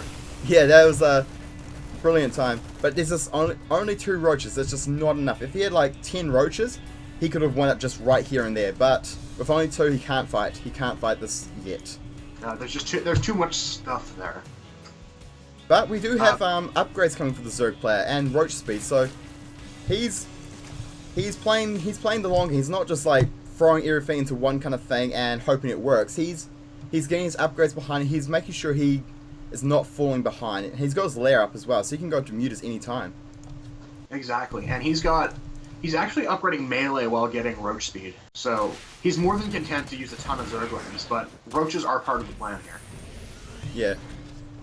But we do, this is also to note, we have a starport just about to finish. Once the starport comes down, Terran can all of a sudden get back in the game with drops. That's the scary moment. Nothing's worse than being halfway across the map when you need not to be. Oh, this is interesting. We have Roach and Hydralisk thing coming down. So we have Roach Hydra maybe coming out. Now, Roach Hydra, it's an interesting composition. It's actually... Basically, it's a composition you can play when you're ahead. You can't verse a Terran with a Bio-Terran with Roach Hydra on an even footing. At least, not last I checked. Might be, no, maybe... It doesn't trade efficiently enough. Yeah. Maybe you can now with that slight Hydra buff, but I'm pretty sure it's still not that great. Is this a Scout Command Center? Yeah, I don't know what's up with this command center. He's, chasing away the units. CC. Well, he can't really land it, so I guess he might as well get some scouting value from it, so... Why not? It's, Ah, here we go, tanks. Once these tanks come out, though, he'll be able to really make a strong effort to hold this base. Yeah, he should be able to, at the very least, finally take his natural at the 15-minute mark once he's got these tanks going. Yep. He's got a Banshee coming out, too, that should help, but I'm assuming he's going to want to send that across the map. Well, there is, Mr. A actually has one... He has actually a Spore Crawl on each of his mineral lines, so he's ready for that. Yeah. Luckily, there hasn't been an investment into cloaking tech here. It's just been Banshee. Yes, that is true. But it's Banshee, what the Banshee's good at doing is pushing this Roach Zergling away. They can't do anything. They can't shoot up for a million years, so may as well just keep pushing. Yeah. Tank Banshee, once these two tools come out, this whole ground-based Zerg style, it just has to fall back. You can't harass, you can't secure and deny the second anymore. You're just going to lose everything because you can't shoot up. But he does have Hydras, remember. He's actually got 8 Hydras coming out now with the +1 of the missile attack. He's identified that Hydras are on the map, but he doesn't know how many are coming. Yeah, he saw one, and so he knows the Hydra stand is out, and he'll be like, wait, Hydra? I'm not playing mech, I'm playing Bar, and there's Hydra? He's going to be like, alright, what's happening here? What's happening? He must think I'm doing a gateway all-in. Yes. Alright, so... Pneumatized Carapace, we have that coming down. We have +1 and +2 for Zerg. We have dropships coming out, and Spurn is just sitting back, and he's actually supply blocked. That's not too good. Like, he's got a Medevac coming out now, a couple Marauders and some Marines. We'll see what happens with that. But he's supply blocked when he really shouldn't be. He's 54 supply versus Mr. A's 116. Just being pent back in his base, he's just been falling behind due to that not being able to play the game he wants to play. Yeah, the 15-minute second base is usually a fairly limiting factor. It's really hard to come back from that. Yeah. We do have a drop, though, happening in the third base. We finally have the Terran player getting back into the game, and they're going to pick up the Queen, and now going to get a few drone kills. He's going to get 3 drones, it looks like. And it's actually a drone transfer. This is Mr. A pulls his drones our way just in time. Still got 5 kills there, which is... I mean, it's not going to get him back in the game right away, but it's certainly where you want to start. Yeah. Especially if you can get this hatchery. Baby steps, man. Baby steps. Take those stepping stones. And he's actually... Yeah, he should actually snipe the... Did you get it? He gets it. Yeah, just he gets barely, it. And he saves 1 Marauder and leaves. Oh, yeah, that's good. He's continuing with his Banshee tank composition, which, considering his supply disparity, it's a good way to deal with both Hydralisks. Well, not so much the Hydralisks with the Banshees, but those Hydralisks are kind of fragile to tank fire, as are the Zerglings. Meanwhile, Mr. AA is building his hive, and he's building a couple infestors. Yeah, basically, he's getting all the tools out. He's getting all the little fun bits and pieces of play with Zero. He's getting infestors and pathogen glands, and yeah, it's but actually cool. We got a big morphin of banelings, so it looks like he's just gonna go head on into it. But we've got one tank there. We've got another tank. He's got tanks, and tanks are like the direct counter to this entire composition. Roach, Hydra, Banelings, Infestors. Tanks are good against everything. So if he had like another 40 supply, I could view this as just kind of a trade remax on something else and go win. But he's not in the position for that yet. Yeah. Alrighty, so he's turning around. He realizes he's not going to be able to engage into that. He is still producing Hydralisks and Roaches, though. Yeah, this is quite interesting. You don't get to see this kind of composition often. This game, how I describe it is it's screaming weird. It's awkward. Like, both players aren't playing the game they wanted to initially play, just how the game's kind of panned out. So you get this weird, awkward situation. Yeah, that said, there's been no doubt most of the game who's been ahead. We need to see if that advantage can actually be dealt with, because this entire army could melt to a line of tank fire before it actually does anything, and then we've got an entirely different game going on. Yeah, it's he's got 3 tanks out, so it's just not quite enough yet. And if he doesn't focus fire the Banelings, they can still break the wall down and swarm him. And here he's going for it. He's just going to go for it. Those the Roaches up front are actually tanking this tank fire so well. Yeah, that's what you want to do. And he's just going to roll in. Yeah. It's just unlucky for our Terran player 'cause he actually moved out for a triple medevac drop at the same time, so his army's out of position. And this natural is completely gone. He just needs to 1A up into the main, and this game will be over. Yeah, basically, once this drop in the main dies, Terran player is dead. He will have nothing. And Hydra's, he's actually got the Overseer spawning the Hydra, so that's actually quite nifty. And Hydra's there, the DPS of Hydra's, they're just going to burst everything down in sight here. They're way scarier than Marines in those kind of numbers. Yeah, it's, Hydra DPS, it's a scary thing, and yeah, forcing lift off in the main, we're talking about, this is pretty much game He here. is running the hell away from this army, and it won't be enough. We do have a force in the main of the Zero player actually doing some damage, but this is all he has left. Once this dies, that's GG. He will have nothing left. And the Hydras, they're actually chunking it down. Like, it's actually, I'm actually watching. You've got 2 medevacs and a whole lot of units, and the Hydras were actually chunking away that army faster than the medevacs could heal.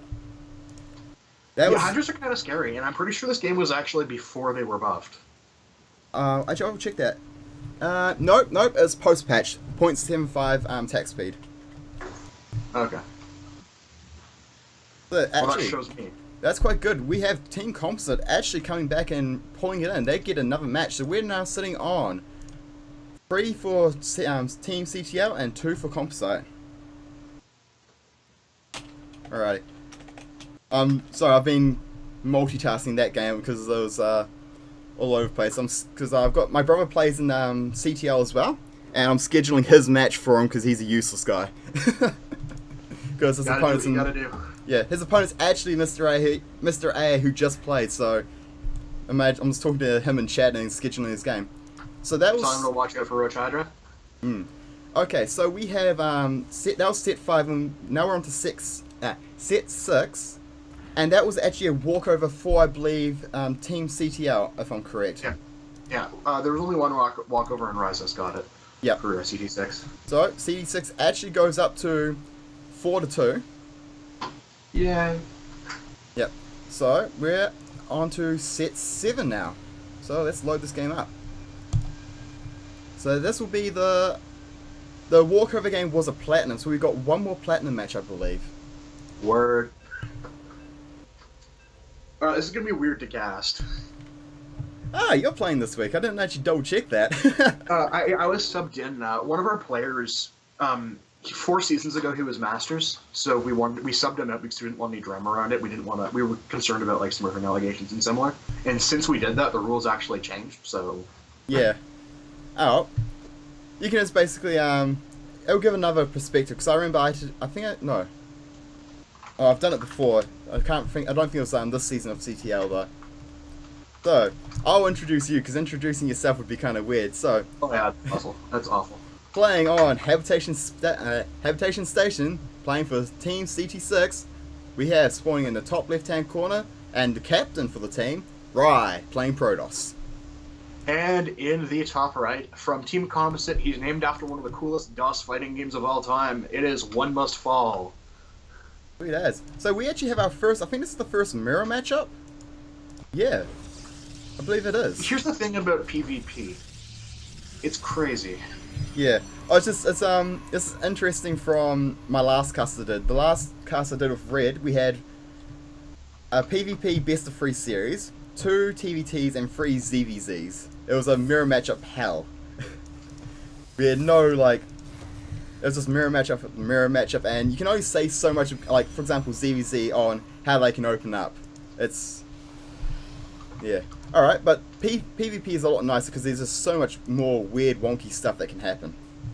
So One Must Fall is going to come in here, and let's see how long it takes him to notice that my gateway was a lot earlier than his. Yeah, it is. His gateway only went down. Yours is what? 30? This is a 10 gateway, though. Yeah. This is a lot like what Corn Muscles did. Basically, his gateway goes down when yours is 35 seconds already done. So your first. And he only saw my gateway now, so he had no idea how early that was, unless he goes back and realizes now. Yeah. Gas going down. Times basically your times are just a little bit quicker, and oh, you got 4 on gas there. Should be pulling one out. Yeah, it takes you a while to realize that. Yeah, with Terran it's nice because you have one that's going to build and he's going to automatically go to it, so you just pick up 2 SCVs and it's It's like quite. I find managing the amount of workers in gas is easiest for Tyrion because you only have to put 2 in at a time, whereas all the other ones have to put 3. So basically, it's like I'm one. usually okay at it. This is a pressure moment, I guess. Yeah, but basically, it's for Tyrion, it's basically one less misclick opportunity kind of thing. But yeah, so far we just have both players on a gateway cyber with 1 gas and nothing to. Oh shh! One of the people in chat just mentioned I forgot to change the from the score screen to the actual game screen. Oops. Yeah, still. It's irritating because Well, guys, you missed a free get started. basically we've been commentating. It's basically they know exactly what's up, but it's irritating. I'm learning all the casting hotkeys as well as the gaming hotkeys. So it's like learning another set of hotkeys, which is Kind of awkward. yeah. Like I know them, it's just not second nature yet. So I occasionally forget to do something like what just happened there. So sorry about that, guys. But it's getting it done on pre 5 minutes, so nothing major really been lost. So we have 1 must fall. He's on 2 gases here versus your 1 gas. So in PvP, what does this mean? Well, for me, the 1 gas, the 10 gateway, and the Chrono Boost Cyber Core, I am hardcore all in right now. Yep. My expectation is to kill before the Mothership Core has overcharge, and this is actually a borderline build order win because he has no Mothership Core. Yeah. He actually went super fast Stargate. Yep. So basically, the double gas is an indicator of a different line of tech. Like I guess you could say like Robo Bay, Stargate, Twilight. They're like the level 2 tech kind of pathways. Yeah. I think he was going for some crazy Void Ray play because I do see a Void Ray later in the game, and I'm kind of curious what his plan was here because normally you don't skip that Mothership Core, and he does. Yeah, he does go for a Void Ray. So Void Ray starting at 5:45. That's pretty early. But you're just gonna walk up the ramp here. He got a force field off, but you got the high ground vision with those stalkers, and he's only got 1 stalker versus your 4. That's Yeah, well, like I said, not having the Mothership Core there and rushing for that Void Ray, it's very close to a build order win. The Void Ray can really tear Stalkers to shreds if he's got support, and these probes are going to come, and here they come. But look at this, we have 1, 2, 3, 6 stalkers versus 2 stalkers, pulled probes, and 2. Oh, he needs to activate, and oh no, you just gonna focus that down. This Void Ray, it drops. It just drops, and he's not. Look at these stalkers. He's sitting his stalkers in his base. He's not attacking with them, and in the meantime, your pros are going to town. Yeah. I don't think he noticed initially that there was actually a pylon in his base, so I think he felt more comfortable holding this than he actually was. Yeah. This is. Yeah, I think, as you said, it's a borderline build order win in this situation. Yeah. Just not having that photon overcharge is a huge thing in the PvP matchup. Yeah, it is. Like, this build was actually a little bit delayed because I was poking around for proxies, and he would have had overcharge if he had pushed out that Mothership Core. Yeah. He actually didn't even build a Mothership this entire game, so. Yeah. Yeah. Meanwhile, the Zealots and the Stalkers are on chase with each other. Yeah. All you need to do is warp in another wave of stalkers. Oh, actually, because you're on 1 gas, how much, on 1 gas, how many gateways of stalkers can you afford? Between 3 and 4. On just 1 gate? Like the classic 4 gate goes off of 1 gas, and you usually can warp in Stalkers, but occasionally you have to push in a Zealot. Yeah, so it's, very, very, like, borderline. Oh, it's basically, you mine just enough kind of gas kind of thing, eh? Like, and that's why I'm sitting on a bunch of Zealots. Yeah, because you just didn't have that gas income at one point. So yeah, I don't think One Must Fall realized that that pylon in his wall was mine because he force fielded off the ramp. Yeah, I was going to mention that earlier, but it didn't really matter because he had that second pylon in his base as well. I'm really curious what the game plan was there because there are some really neat tricks you can do with an early Void Ray against Protoss because they do so much damage. And I'd like to see what the goal of that build initially was going to be. Yeah, I agree with that. Fast Void Ray plays, especially 1-base ones, I don't... Like, yeah, it's just, you could say it's just another Protoss all-in kind of thing, but for me, it's very rare. You don't see it at all. It's a cool all-in. It's, Void Rays, like, mass Void Rays is kind of lame at the end game, but if you do, like, a timing with just 1 or 2 Void Rays, that's a cool kind of thing to see, and Exactly. It's a shame And we didn't see a that lot of pan people out don't because he just died. a lot of people don't expect it coming either. I remember, I think it was in the WCS EU finals a while back. MC busted down, I think it was MMA, and he just had one Void Ray to break the bunker basically, and it Hmm. worked. Alright, so Started with Proxy Oracle and went to Void Ray. we're now sitting at CTL, just took their 5th win, so they're taking the 5 out of 9. They take the week, but as I've been... CT6. Yep. But I've said this in all my previous casts. Winning is the first step. After that, you need to get the map wins, the map score, because that will be determining. Like CD6 has done this amazingly well. They are. I can hear you from. Oh, just a sec, sorry. Yeah, let's start hearing stuff. But CD6 has been doing this so well, and they've got a huge lead in their map score. They are so far ahead of every other team because they've been winning their weeks, but they've been winning them decisively, winning game after game. So we're actually, even though it is, we have figured out who's going to win the week. That's not the end of the cast. We got to finish these last 2 games, because yeah, I am getting to the right one. I thought I got the wrong one there for a second, but no. Because Composite, even though they've lost, they can still get the map score wins. Like Yeah, and that differential is so important with only 6 teams going to the playoffs. Yeah. Composite's a perfect example for this, so I want to bring up the stats and talk about that in the early game while we wait for things to pan out. So, there we go. Switching screens, I remember to do it this time. So we'll introduce our players and get all the introductory stuff out of the way. So, we're playing, I think this is the first map for Heavy Rain as well in the series, am I right? Yep. We haven't seen it yet. Yeah, Heavy Rain, I like Heavy Rain, it's a cool map. So, spawning in the bottom side of Heavy Rain, playing for Team Composite, playing Protoss, we have Vash. Vash from Trigon, of course. Great series. Yes, you got the reference. And in the top left, it is actually a co-founder of the CTL. It is Rain Sun Showers. Oh, yes, I've seen his name thrown around quite a bit, Rain Sun Showers. Rain SSR, so same person, cool. Yeah.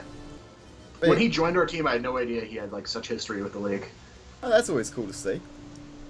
But yeah, now on that note of the map scores, I want to talk about Team Composite in this position. At the moment, they're, as of not including week 4 results, the week that's currently ending today. So after after this week, the one we're casting, they were sitting at 1-2, and they were tied with 2 other teams. No, 3 other teams.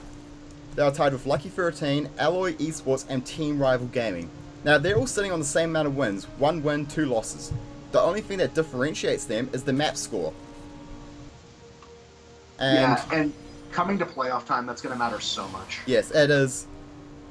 A lot of us you'll be hearing us put a lot of emphasis throughout the season on the map scores, and we're not kidding. Like, that's why the ace match is so important. It's the chance to really rake up those extra map score points. And this probe is going to do a little dance here to deny any kind of early expansion. Yeah, very nice to do.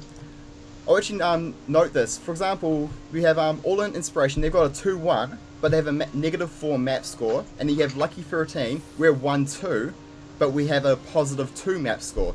So if we were to all of a sudden be on the same week score, like say, for example, All-In lose and we win, it's 2-2, we'd be ahead of them just because of our map score. Even though we're like, we started below them.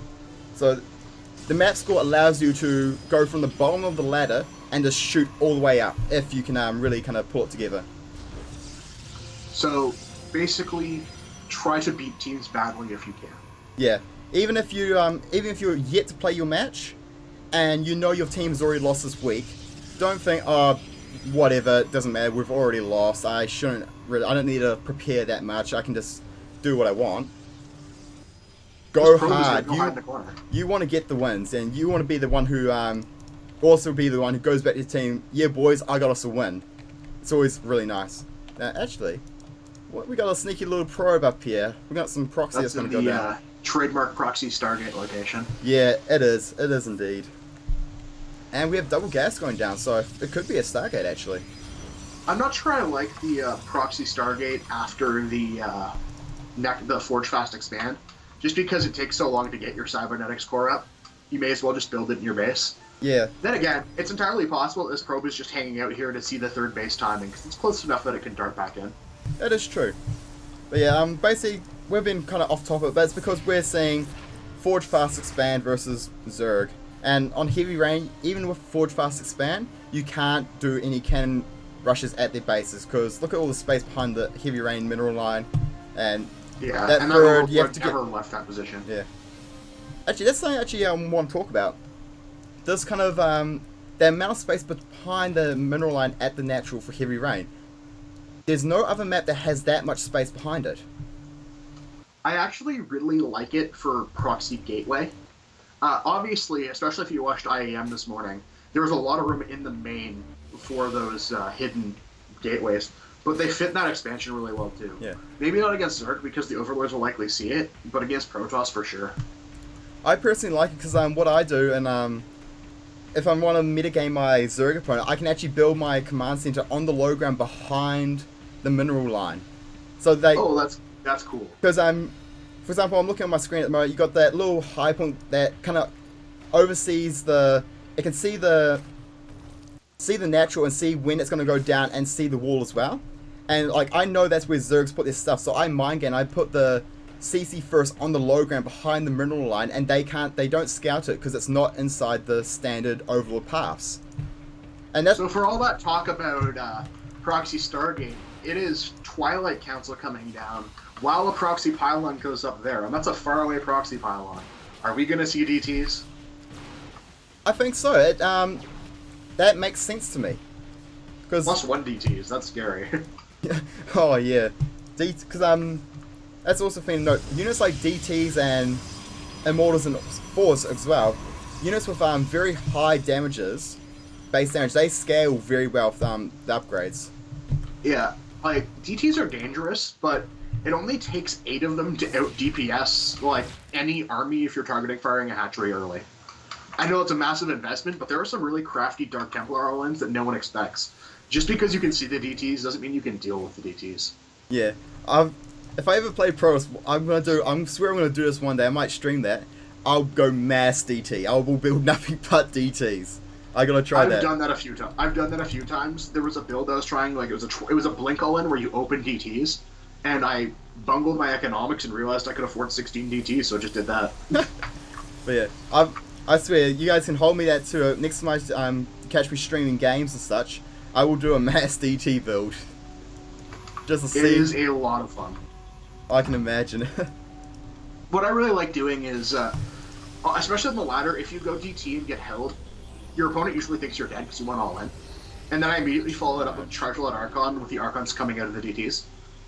Yeah, we can actually see something here. We got 7 gateways going down, Charge about to finish, and more proxy pylons going up. We can see just a huge amount of zealots and a couple of DTs use up that gas. This could be interesting. Did we ever actually get a Dark Shrine? I don't think we did. No, we're way ahead of ourselves here, aren't we?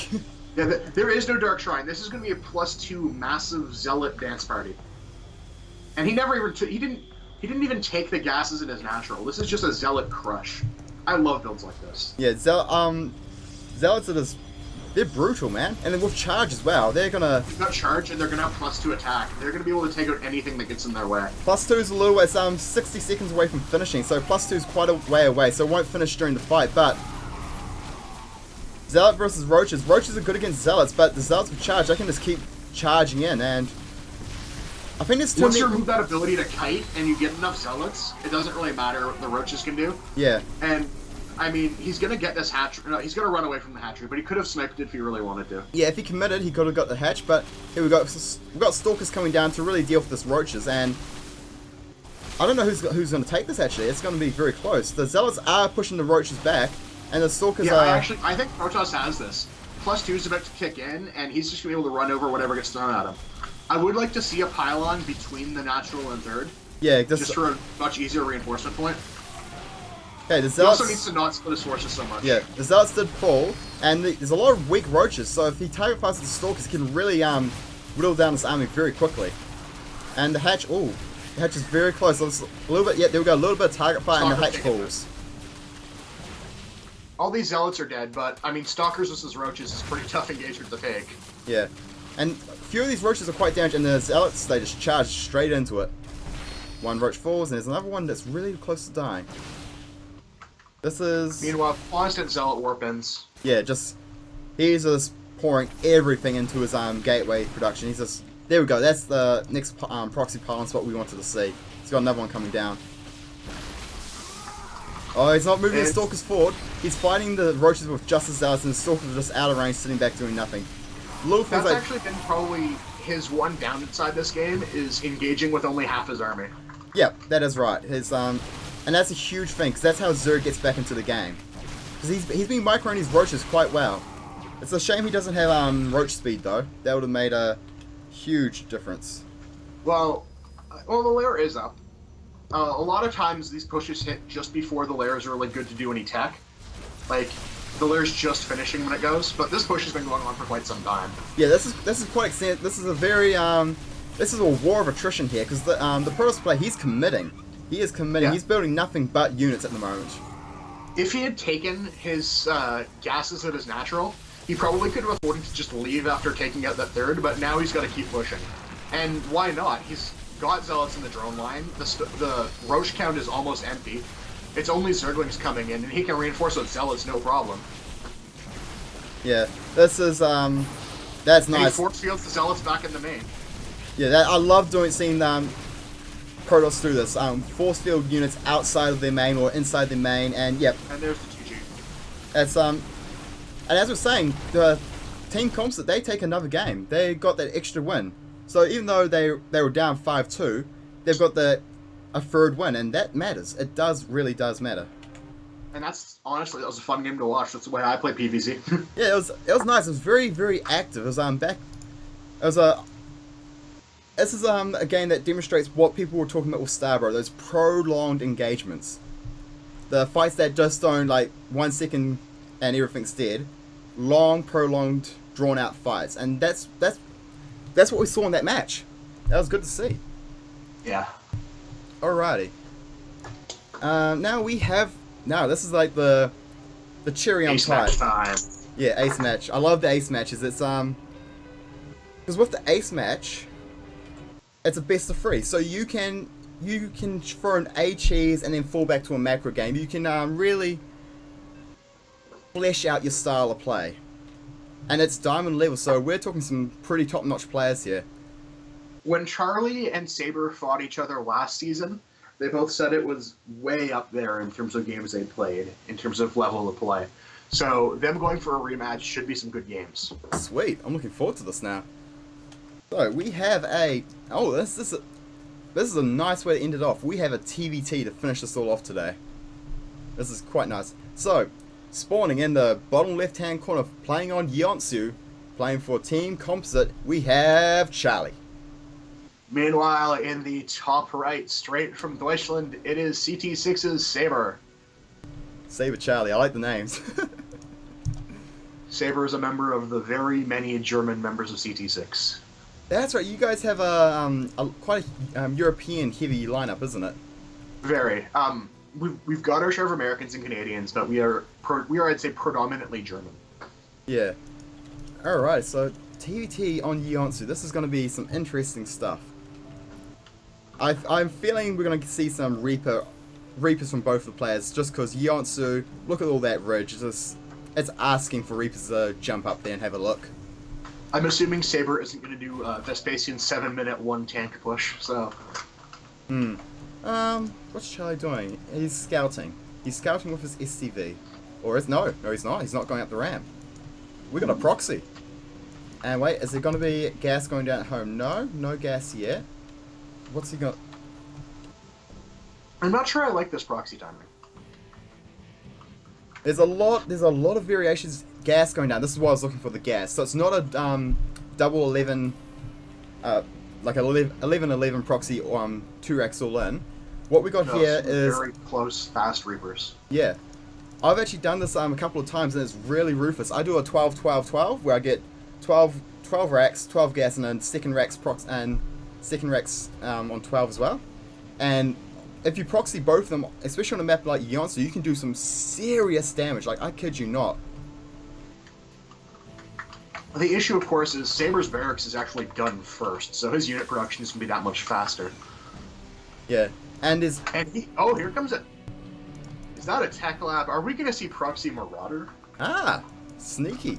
I like Proxy Marauder is actually really good. It's something that has certainly scared me as a Protoss. Those Marauders are deadly. I used to And do here it. they come. I used to do like Proxy Marauder into Proxy Widowmine against Protoss, but then they started scouting. I was like, oh, doesn't work anymore. You scout. Oh, and those Widow Mines are so much more deadly now. Yeah, I might actually have to try that build out again sometime. But we have Super fast slow coming up too, so he's really committing to these early Marauders. Yeah. He wants to do everything he can with them. now. This is actually Meanwhile, Saber knows there's something up, and he's got a bunker building. Yeah. I just want to see how this hold goes down. It's gonna be interesting. He does get the SCV, so he can't spot the high ground. And the Marauder has to charge up and take damage before he can even start firing back. He's gonna pull a couple SCVs to help kill this. Yeah, it's my response to this build is I see Proxy Marauder and I pull SCVs and I just go for it straight away.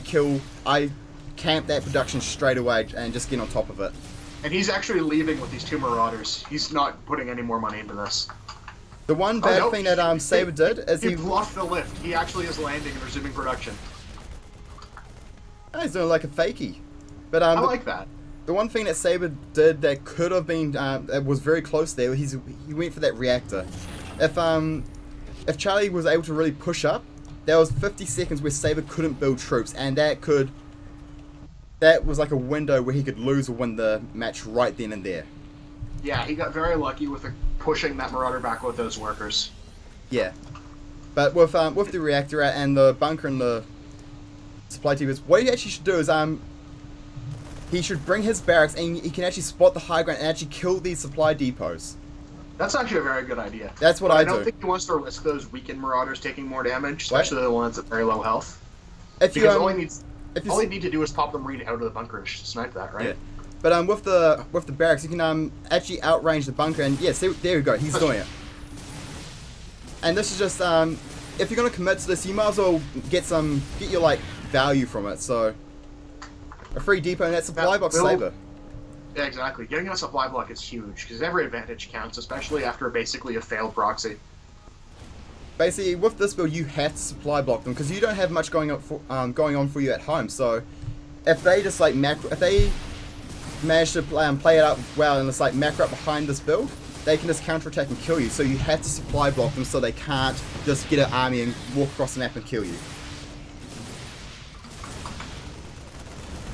He does get the weakest of the Marauders. Yeah. And that engagement really didn't work out the way I think that Charlie wanted. Yeah, I don't think he realized the bunker could hit them back. These Marauders are really, really weak. He has to go home now. That's it. And oh, that's perfect. That scan is the money scan. Yeah, he's seeing the Cloak Banshees are coming up, and he's gonna have to get ready for those. Yeah. What do we have? Visionary Bay and Widow Mine's coming up. Yeah, so both players they've been macroing behind us. It wasn't an all-in. This was just a very strong pressure build, and so both of them have second CC. I think Charlie's actually ahead. Nope, they're both old commands and they're both being done. We have a starport out, and this is what I'm liking. Saber should go take that tech lab. I don't think you should shoot it down. You should just steal it. Yeah, you can do that. Saber has messaged me to tell you to fix your overlay. You're in out of game scene. Oh, my bad. Oh god, I did that. No, I forgot. I wasn't in the Twitch chat. Oh, I feel so bad now. Oh, I'm so sorry, guys, about that. I'm so sorry. I hate it when I do that. Basically, because as you know, I'm New Zealand time. I've literally woken up, had a shower, and then got straight into casting. So I'm like still not even really like fully awake. It's tricky to do. But yeah, this Banshee's gonna get a few kills, but the Viking comes out and it's gonna push it away. I don't think he'll get a kill because Cloak is there. Yeah. But and yes, hey, actually, no, Cloak's not done. Cloak must have been cancelled. Yeah, you must have. Because if it got scanned, you might as well cancel it and put that gas into like more production into something else or faster upgrades. Now, this is why I quite like what Charlie's done. Look at this Widow Mine placement. It's very if Saber tries to go around the edges, he risks losing this Banshee. I do like how, although he didn't get cloaked, Charlie is pressured now to hold on to a scan. He's sitting on about 120 energy. He's actually between both his. He's got nearly 4 mules. He's got 200 energy. Yeah, like 4 mules between all that. That is a lot of mules. And if he as soon as he drops them, that's going to be a huge amount of income. But that's money he could have earlier. And whoa, that's would have mine, and boom. That is a dead Banshee. Yeah, the army, the Marines were there, the Viking was there, and the Widowmine. That Banshee just got hit by a shit ton of bricks. It just went down. And oh, I wonder if that scan actually picked up the units. I think it would have seen the Marines. I wonder if it saw the tank though. I'm not too sure. Now, we can already tell at this point of the game what we're going to see. We're going to see a Marine tank game. We have both players going for the combat shields, the bio upgrades, and they're going heavy on the barracks. So we're going to have a very, hopefully, high intensity Marine tank kind of game for this one. Very positional play. That'll be key in this game. Yeah. Marine tank it's probably still the most interesting to watch, just because it's got the positional play of mech, but the high intensity of bio. Whereas mech is also like mech versus mech. You have that, and mech versus bio, well, mech anything. It's all about the positional play. But we have bio tank. It's having both that high importance on that positional play and that crazy amount of APM sync for your Marine splitting and drops and multitasking. It's pretty much the reason I play Protoss. Yeah, splitting Marines is a nightmare when you have to do it on top of how the Terran macro works. Now Saber, he's only got 2 medevacs and no Vikings, so Charlie he has air control at this moment, so his tanks will outrange Sabers. Here we go, and this spot is it's the spot if you're going to do some camp, and is he actually going to come from the high ground? Yes, he is. He's going to drop in. Yeah.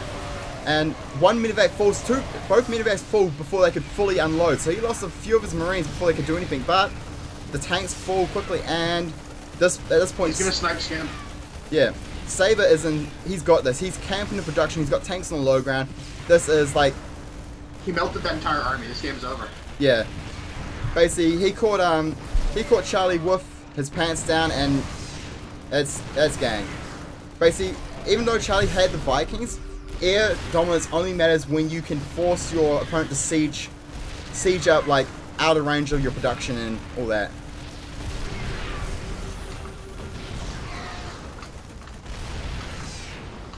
But yeah, this is a very brutal it's not an all-in, but it's just a very strong Marine tank timing where you siege up at this low ground, siege up their production, and then just if it works well, you decimate. He had a them. lead at the time, and he exploited it to get a great engagement.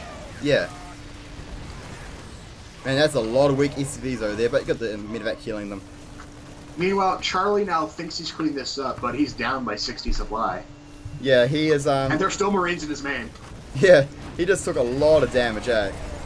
And oh, look at that! All those mules. Oh, look at this mineral income. We went for Charlie for 0. Let's see what Charlie goes up to. 1, 2, we have 6, and oh, he's pulling all his SCVs back. So for a while there, he was on no income, and now he is shooting all the way up to, woo, 1800, 1900. Gotta love them mules. I wish Chrono Boost stacked. Oh, that would be scary. You could like, oh, that gives me nightmares, stacking Chrono Boosters. Another battle, and there's the tap out. Yeah. Charlie, he tried to move out and he wanted to regain some momentum, but that was just not going to happen. That game is what you would call a nice, clean, and crisp execution of a Marine tank push timing. It's actually, even when I play mech, it's very hard to hold. It is very hard to hold. So, we have Saber. He's 1 up in this best of 3, and this potentially could be the last map of our series today. So, we'll see. Quest for map score continues. Big shout out to Charlie using the newscaster portrait. That was the portrait I used for like 8 months when I first started playing. Yeah. I like when people use the really easy to get portraits. It's like something different. That one, I think it's watch 10 newscasts in the campaign. Yeah, that's the one. And it's Kate Lockwell, I think her name is. Alrighty. So, we have another TVT on Heavy Rain. And this map, I love this map for TVT. Well, I guess love and hate relationship kind of thing. I like it for Proxy Oracle. This map for TVT has...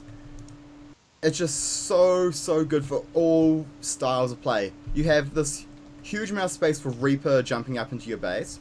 You have a big, wide open flank on the side of the base where you can have these big Doomdrops sweep in and give you nightmares for days. But you come into the middle of the map and all the pathways that kind of connect up to the third, there's a lot of chokes. So mech is very good on this map because there's just so many choke points. It's very open airspace wise where your medevacs could say fly across like these ledges and stuff to get away and like not die, but it's a double-edged sword. So medevacs can escape armies very quickly. Like even Blink Stalkers will have a real pain in the ass time chasing armies down because look how close, like the middle for example, the Blink Stalkers blink down but then have to blink straight back up again. It's just the medevacs, they just zoom away. This is a map actually where I find Protoss almost needs to get Blink just to defend their main and their third at the same time. Yeah, it's this is, I think, other than Ultra Zane, because I just love Ultra Zane for the macro side of the game, Heavy Rain is actually, I reckon, the best map in the map pool. And that's just my opinion when it comes down to things. I do enjoy it. I'm a big fan of Polar Knight. Because I'm a cheesy dirtbag. Yeah. I've always liked Polar Knight. Yeonsu's grown on me a lot lately.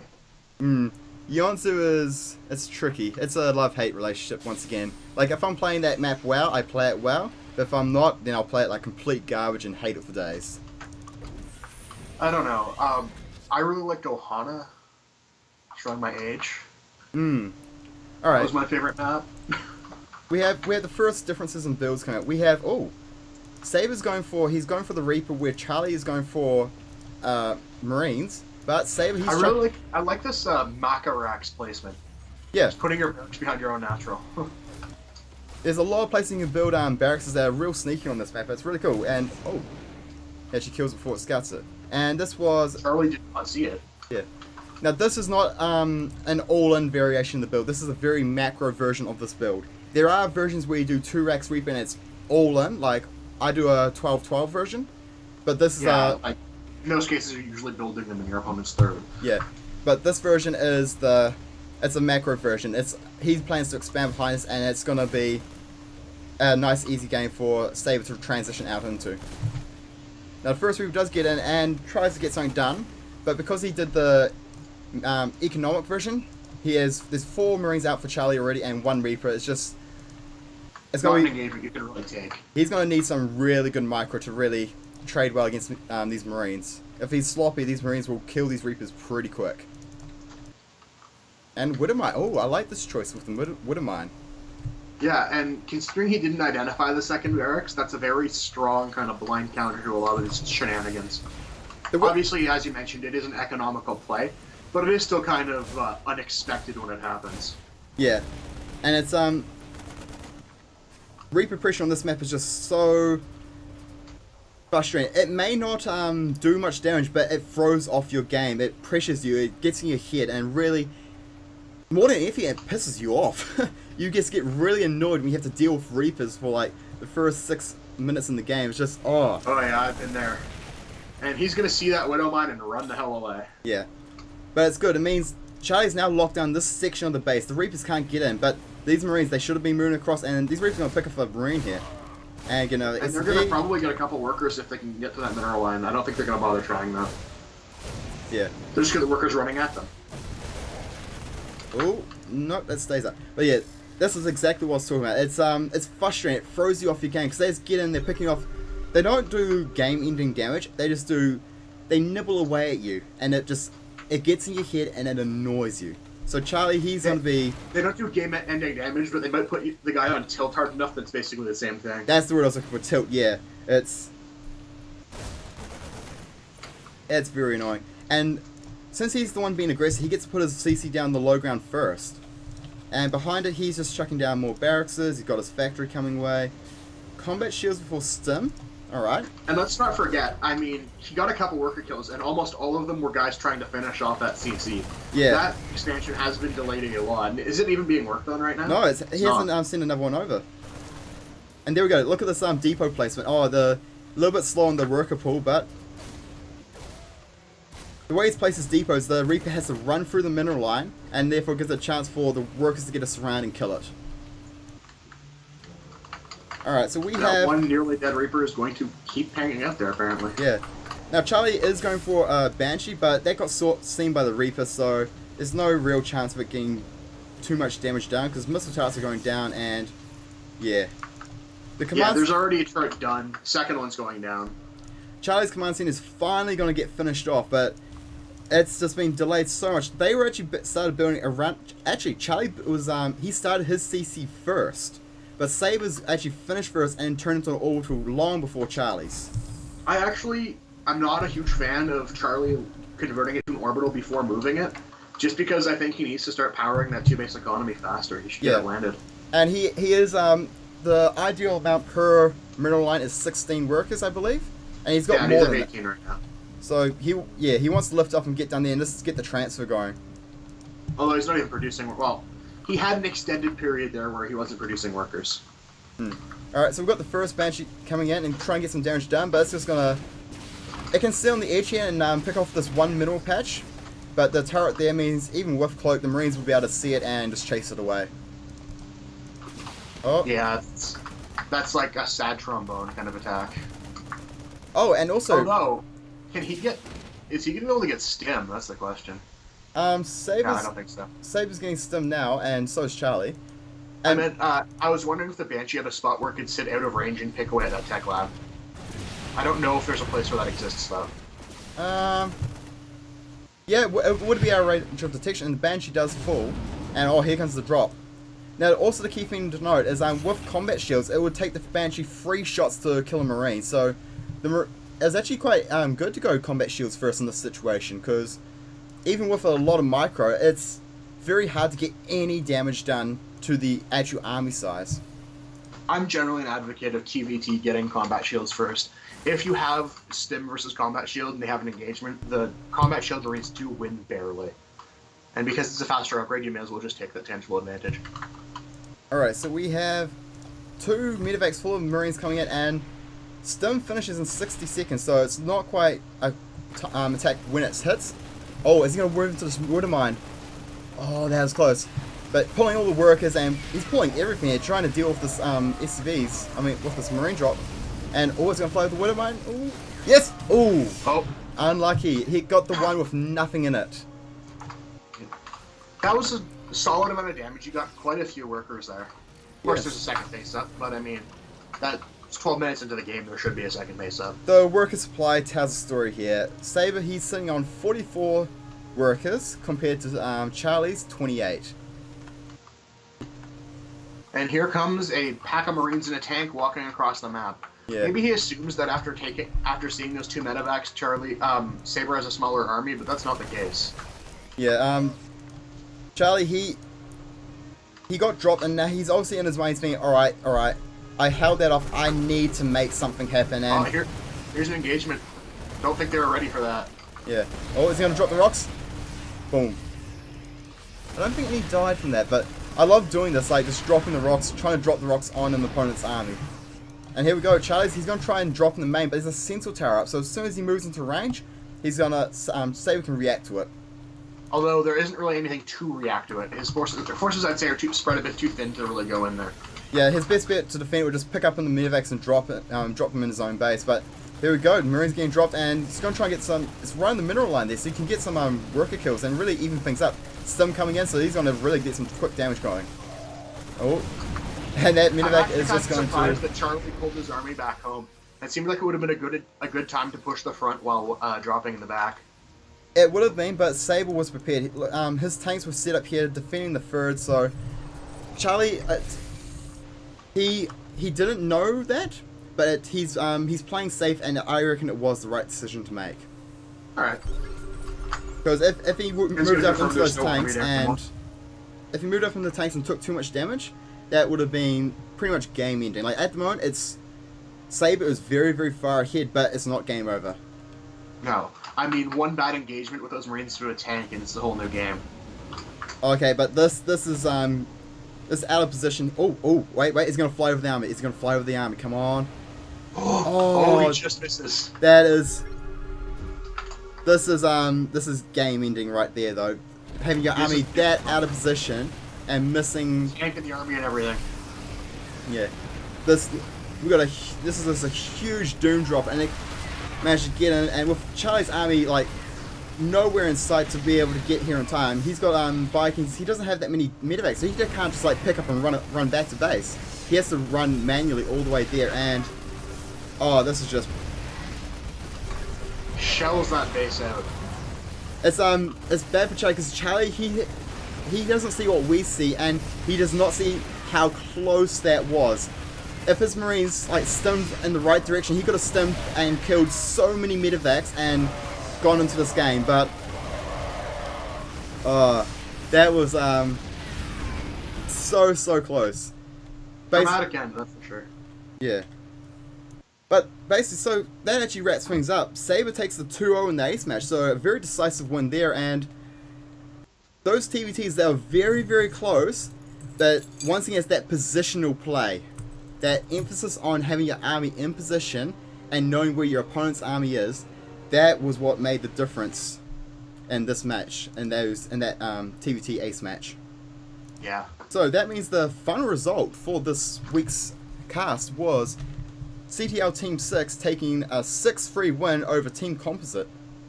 Not CTL 6's strongest win, but still a very decisive win, especially with that +2 from the to the map score from the decisive ace match win. Yeah, that week put us at +16 in map score, so we'll take it. Yeah, anyone's a win. But yeah, once again, I'm sorry about the few screw ups I did, guys. As I said, I'm actually brand new to casting. This is my like second or third time ever doing it, so I'm getting into it. And yeah, thank you very much for coming along and watching and supporting the stream. It's really great to see a very active chat while I'm streaming. Really just be able to interact with you guys while we cast. And I'll be streaming matches next week. Once again, if you guys want me to cast your team, let me know. I'm taking requests, and I will cast any match that people want me to cast. So long as no other casters have got it as well. Right, is there anything you'd like to say in terms of parting words and so on? No, thanks for having me. Year of CT6, the usual. Yeah, I think we're versing you guys in week 5. Hold up. No, I don't. Week 6. Week 6. Week 6. So that's coming up. And also for all you CT6 and Composite guys, I will be uploading this to my channel. And I'll just be putting in one big upload, and I'll have in the description YouTube links to the start of each of the games. So I'll link my YouTube later on, and next week once I've got both my weeks cast up. I've already got the first cast from earlier in the week up, so feel free to check out my YouTube and show your friends. If you play these matches, show your friends and show them, bro, look at my match. I've got a match casted, and I've done it a few times myself, and it's cool. And yeah.